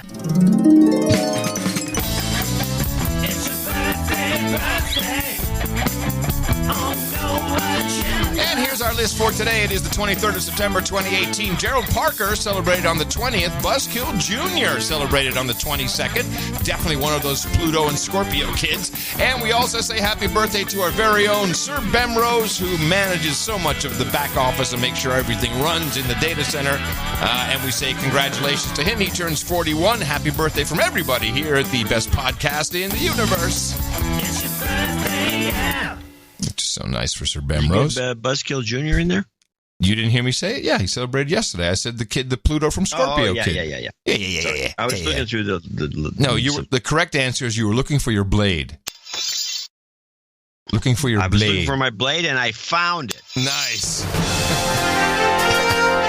Scott Floyd, step on up to the podium here. Scott, you have supported the best podcast in the universe, the No Agenda Show, in the amount of $1,000 or more. That means you get to join our elusive and exclusive Luke's Roundtable of the No Agenda Knights and Dames.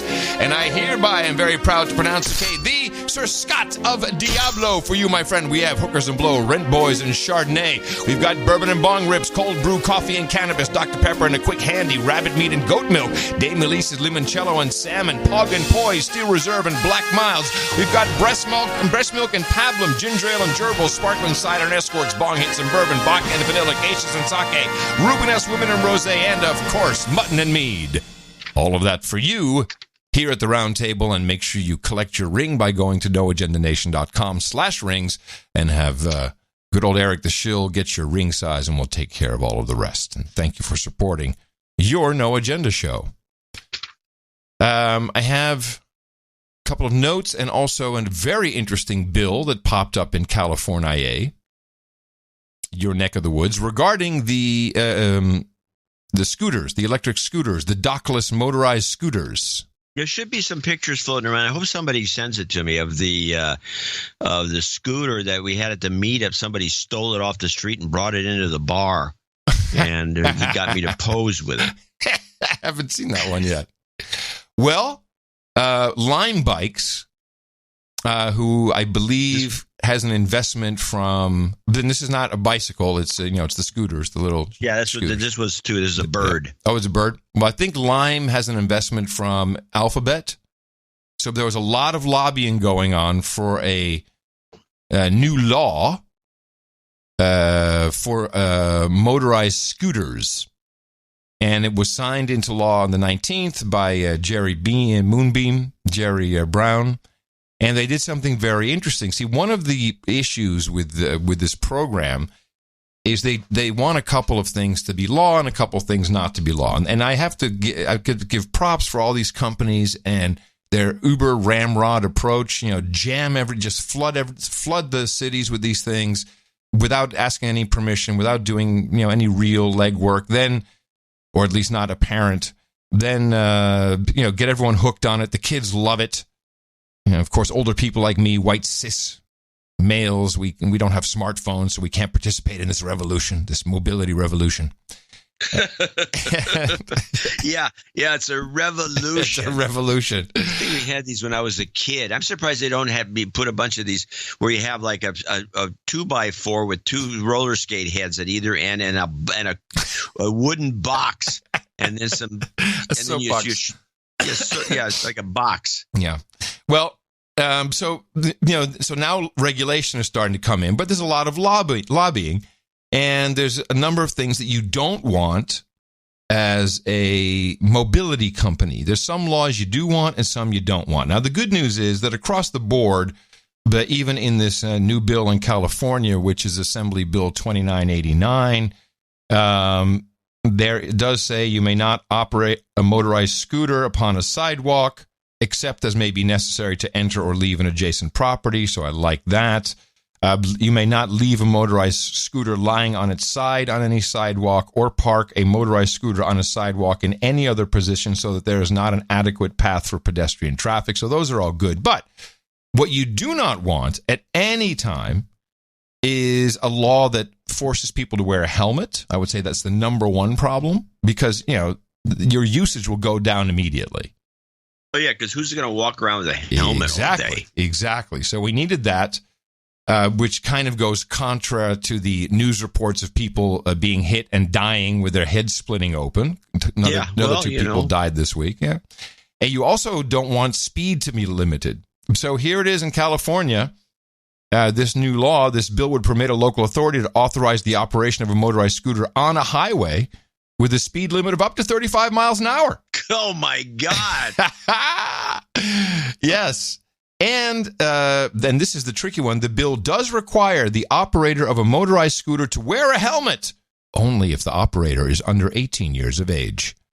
So this is beautiful because you also need to have a valid driver's license or instruction permit. They lowered. I didn't even notice that. They lowered that to instruction permit. So if you're over 18, you don't need a helmet and, you'll be able to drive up to 35 miles an hour on these things. Go for it. Take yourself out of the gene pool because that's what's going to happen. That's what you're going to be doing with a product that has those little wheels and it has inadequate braking at that speed. Oh, they have a braking requirement. Yeah, well, you'll brake. Do you want to hear it? It's going to stop on a dime. Oh, no. You need to hear the definition of the braking requirement. Okay. The motorized scooter, you may not operate a motorized scooter unless it is equipped with a brake that will enable the operator to make a braked wheel skid on dry, level, clean pavement. That's the brake requirement. The brake requirement means you have to be able to skid? Yes, on dry, level, clean pavement. So it just locks the wheel. I've never heard of something so bizarre. That's pretty weird. That's your braking requirement. So it just locks the wheel. Yeah. But that's not going to stop you.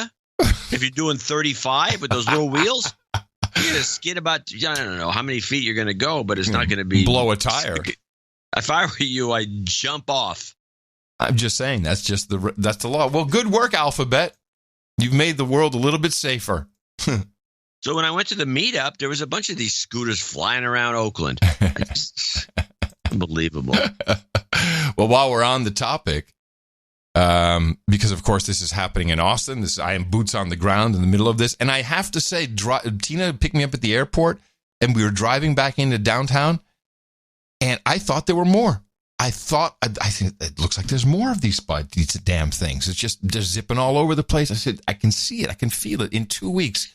So I have to go out and investigate. I'll find out by tomorrow. I'll know if they've dropped more in here. But got a note from Bill. He says, quick perspective I thought you might find interesting. He's from California, from Silicon Valley, I believe. I was back visiting Austin this past weekend. I'm an Austin native and have been living away for the past several years. And started chatting with several of the tech workers that have flooded the city while I was out one night. They remarked to me that while they're living and paying taxes in Austin, they don't see Austin as their city or as home. Instead, they see themselves as long-term tourists, just there to have some fun for a few years, then back home to California. To me, that summed up how things have changed over the last few years. The city has been flooded by a group of people who refuse to invest themselves into it and just see themselves as tourists. This is the same. So the effect will be the same as you see in a big concert on the grassy area in one of the big parks. And when the concert's over, you look back and it's filled with garbage and litter and half-eaten hamburgers. And the place is an outrageous mess. There's Austin coming up. Yep. Yeah, that's it. If you don't care, you're in the city. This is great. Just throw stuff over your shoulder. And you're right. They don't have respect for the city. That's a good point. That's why they don't care about throwing the dockless scooters around and riding over the streets. You locals. You dumb Texas hick. Yeah, you're a dumb Texas hick. Yeah. That's the way Californians are. Wow. Take it from me.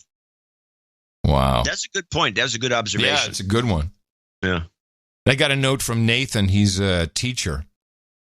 And he was listening to Thursday's show about the climate conversation. Yeah. He says, man, the climate conversation had me rolling. I'm a teacher at a new high school in Washington, the Vashon High School. And he said it was okay for me to mention this, which is a very small, politically left town. The science curriculum I was told to teach is only about carbon. Remember, they were talking about carbon instead of carbon dioxide? Yeah. So the actual science curriculum talks about carbon and how it builds up in our systems. I teach biology, he says. Teaching kids that carbon is some kind of evil particle that we must eradicate from the atmosphere. Well, I'm not an idiot or a pussy, so I decided not to teach this way. Instead, I found the article that is below and will build an entire unit off of it. I just want you to know, and that you and John know, that there are good people working hard in the systems that exist. I always push students to question everything and explain to them the simple truths of this country and planet. The students come alive when we have real conversation and counter ideas that are presented to them. They are not combative or angry. As my years in high school grow, it's very, very clear to me the issue we have in education is about 20% high schools and 80% universities. The kids are open and interested here, but completely turn once they leave us. Love the show, always will. But that sounds like he's going to get killed. Thanks to the show, always will, man. This is my swan song. Thank you for what you do in helping all of us stay a little more sane. Yeah. By the way, he says CO2 only makes up 0.03 of our breathable air. Yeah, thanks, teacher. Yeah, it's way down there. Yeah, exactly.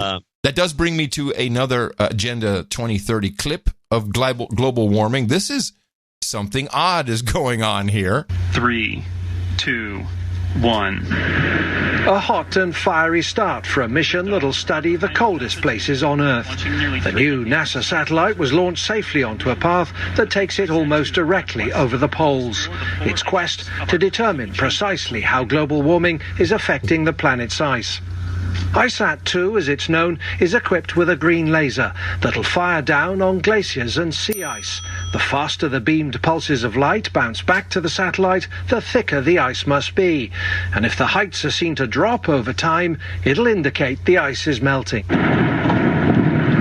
Previous observations have shown that both Antarctica and Greenland are losing mass as warm ocean water erodes their edges. And in the Arctic, the floating sea ice has lost 2/3 of its volume since the 1980s. But the changes that are occurring are often quite subtle, and scientists say only the most exacting measurement tools can tell us what's really happening. It'll be a few weeks before ISAT is ready to start work. NASA is reassuring everyone that the laser cannot itself melt the ice it's monitoring. But look up on a dark night and you might just catch a green dot passing across the sky. I'm blind! I mean, come on. You're telling me that is this to once and all prove that the ice is melting, or is this green laser for some other purposes, perhaps, not just measuring the ice? And how will you be able to see the green dot unless you're, over Greenland or wherever it's measuring? Come on. I don't believe this is for submarine tracking or slave zapping, something like that. Somebody who knows about green lasers can probably tell us. I mean, come on. This is a very flimsy cover they've built up on this one. Looking at the ice. I have a couple of clips I want to get out of here. One is this is just a kind of a media clip. I want to recommend to people to be a little more cautious if they ever do interviews with the media, especially if you're a male. You don't want to sound like some sort of a lunatic, a wimp, or some sort of a screwball. Apparently, there was a tornado that touched down somewhere in Canada, and there's this guy that they found to interview who was very upset by this tornado because it almost took his daughter into the tornado, and he was very upset about this. But I found this to be one of the worst displays of masculinity ever heard on television. Marish braved a storm that put 6 people in the hospital, tore off rooftops, and left more than 100,000 Canadians without power.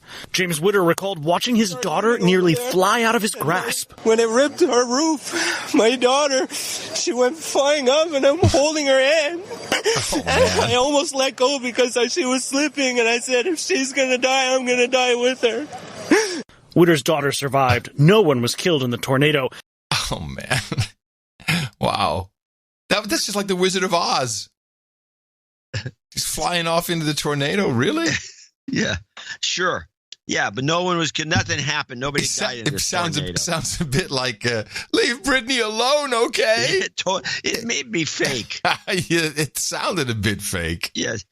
I also have you know how, I don't know why this has not caught on, but this John Brennan thing. Oh, did you see the note from dude named Mohammed? Yes, the dude named Mohammed told us he thinks that the guy. Yeah, I know. We got to find some. I have his note here.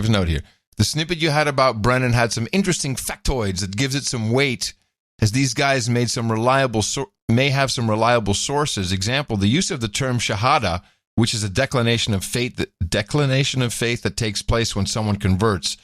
He says if anyone else has more info, he says let him know. Dude named Muhammad's all over it. And he's our resident Muslim, boots on the Muslim ground.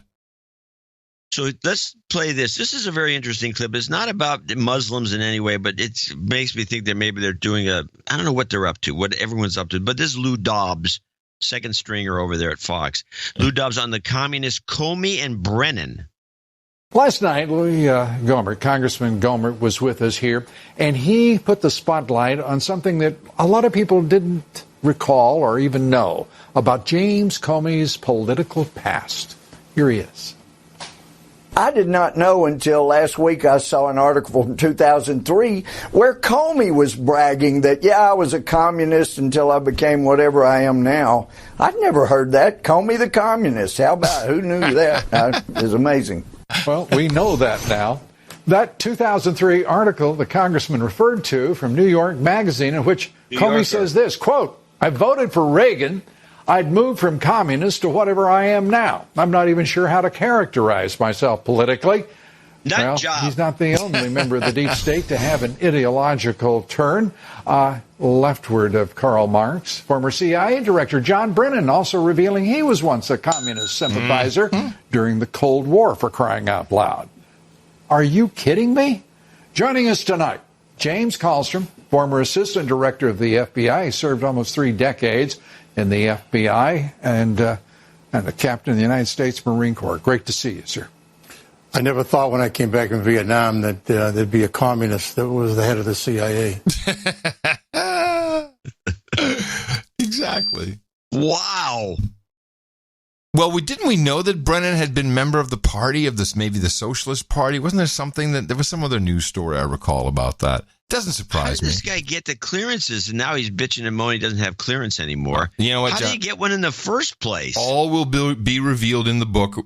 Will be dead, sadly, but it will be in a book in the future. There's someone listening to this show who'll be like, hey, I remember John and Adam talking about that. They were from the future. You want to play the second half of this? Is the guy continuing to Yeah, sure. I like this. I never thought when I came back from Vietnam that there'd be a communist that was the head of the CIA.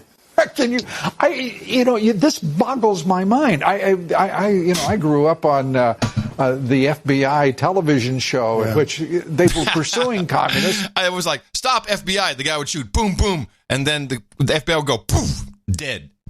Or down, not dead. I was like, oh, he got him immediately. That was the FBI show. And there's one at the head of the CIA and one... Hold on a second.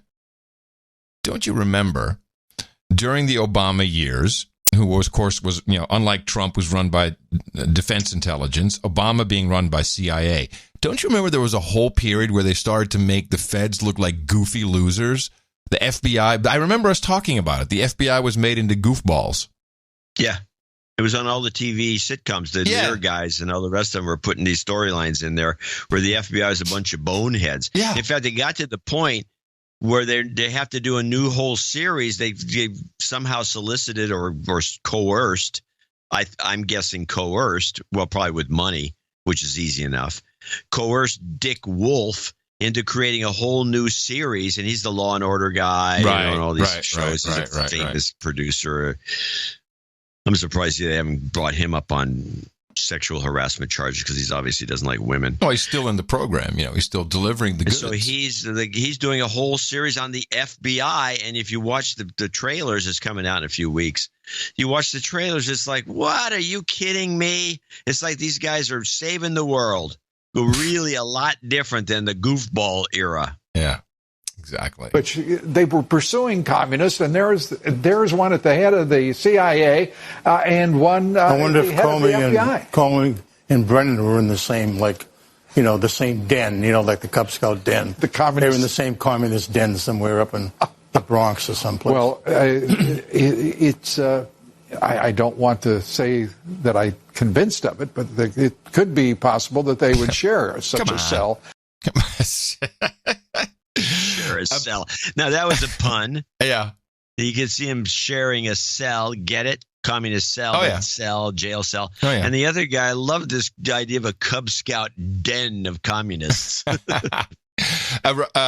have a pretty cool domain name, mockingbirdlist.com, which I've now, and someone made a list of all of the journalists who are suspected, I'm very clear, suspected of maybe being part of a revamped CIA Mockingbird program. And that should be, right now it forwards to No Agenda Show, but I think it's going to forward to the list. Good. Soon. Yeah, it is good. And I'm going to play one last clip. We'll get out of here. This is from the OTG files. This is the what's it called? The Stir Shaken program. Okay, I have one more clip after this, and then we can leave. This is Linda. A virtual explosion in annoying robocalls. Estimated by next year, half the cell phone calls you receive will come from scammers. Do you trust your phone? Not at all. I don't ever answer it. Telephone industry programmer Alec Finichel shows us how easy it is with the right software for robocallers to swoop in. You can call anyone in the world pretending to be anyone else in the world. Jim Dalton of TransNexus says the industry has found a solution. Stir Shaken, it's called. There'll be some work, but it's not a major change of the telephone network. Phone companies can use Stir Shaken to authenticate the number for every call with a digital fingerprint. Calls without that special ID may be flagged or even blocked. Problem is, Stir Shaken appears to be on hold. The FCC tells NBC News, we believe that this industry-led effort is the fastest way and hope some companies will implement it within the year.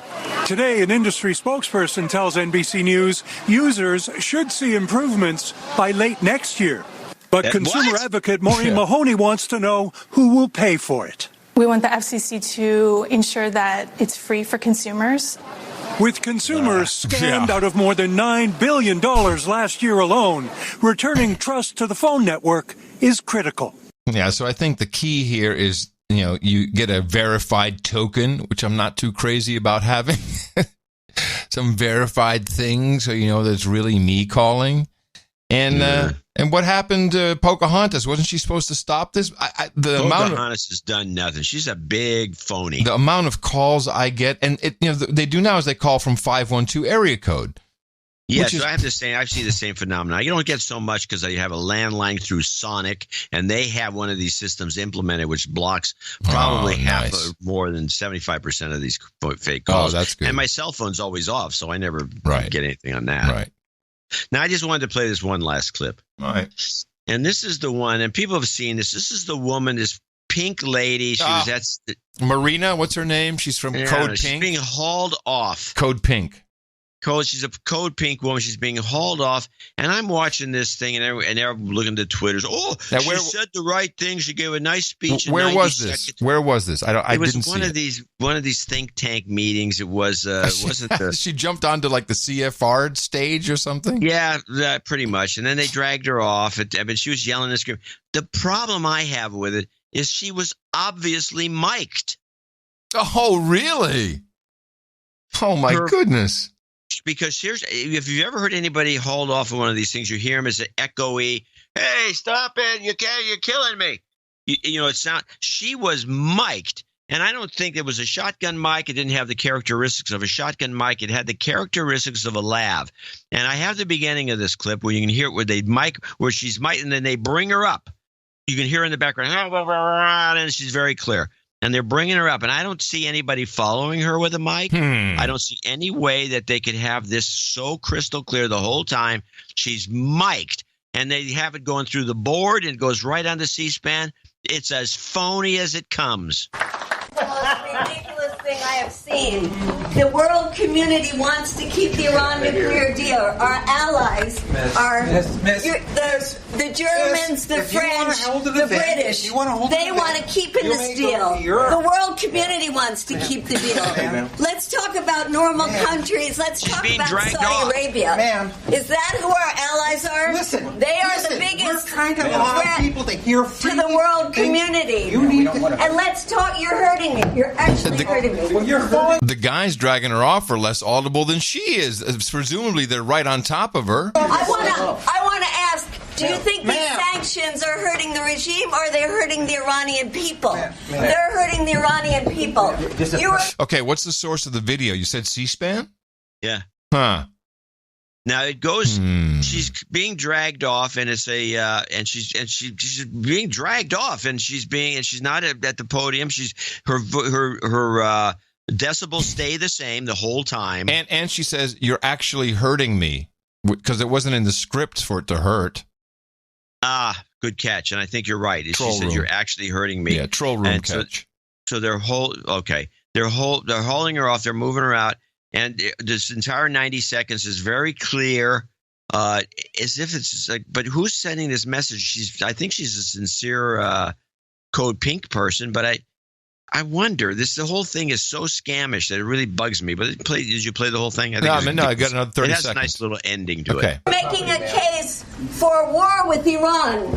How did the war with Iraq turn out? You're doing exactly the same thing we did in the case of Iraq. We don't want another war in the Middle East. Let's you want to see. go outside and give How does Iraq turn out? do that. How did You Libya turn out? You could do We that. have the people of Syria suffering. And how dare you bring up the issue of Yemen? It's the Saudi bombing that is killing most people in Yemen. So let's get real. No more war. Peace with Iran. I tend to agree with you. It doesn't sound extremely direct as I would like it for, let's say, a lav microphone, but I presume that it's underneath her clothing so that it would stay on. So the sound is consistent, and that's really the thing. Her voice level is consistent throughout this whole ordeal, while the people who are trying to drag her off are not. So I agree, and this means that C-SPAN or the producers of this event, which may very well have been an in-house event, or you don't know, someone is complicit and said, "Oh, Code Pink's going to jump up here. Let's mic him." And let's give her some hair and makeup. Probably outside waiting to jump in and say, "Hey, do you mind if we mic you? That way your message can get through." Yeah, and they get hair and makeup, and they had the floor director ready to cue her. Yeah, sounds like good catch, very good catch. This is a complete setup. It's a fake. And it's just like who, why, what, where we don't know any reason because nobody else would even catch this fake except this show because we have some chops. And that was the phoniest thing I've ever seen. And I got the biggest kick at all these people on Twitter going all worked up about, oh, look at this show. What a great job is you getting our message out.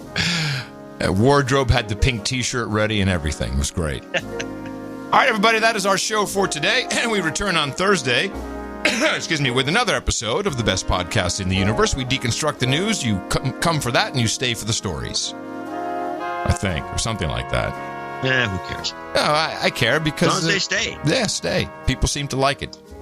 We appreciate that. If you're listening to NoAgendaStream.com, we have a Rock and Roll Geek Show coming up next with Zal Clemson. And I am coming to you from downtown Austin, Texas, capital of the Drone Star State, FEMA Region 6 on the governmental maps, in the 5x9 Cludio in the common law condo for now. In the morning, everybody, I'm Adam Curry. And from northern Silicon Valley, a call out, by the way, to the Antioch Waterworks. I'm John C. Dvorak. We return on Thursday with another episode of No Agenda. Until then, remember us at Dvorak.org/NA. And as always, adios, mofos!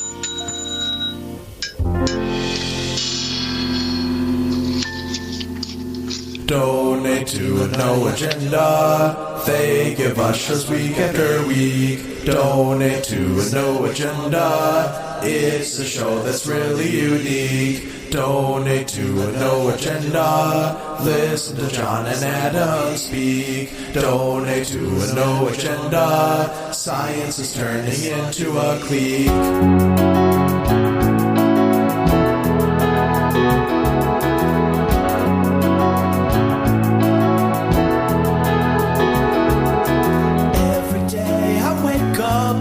Thursday, the potholes on the road won't go away.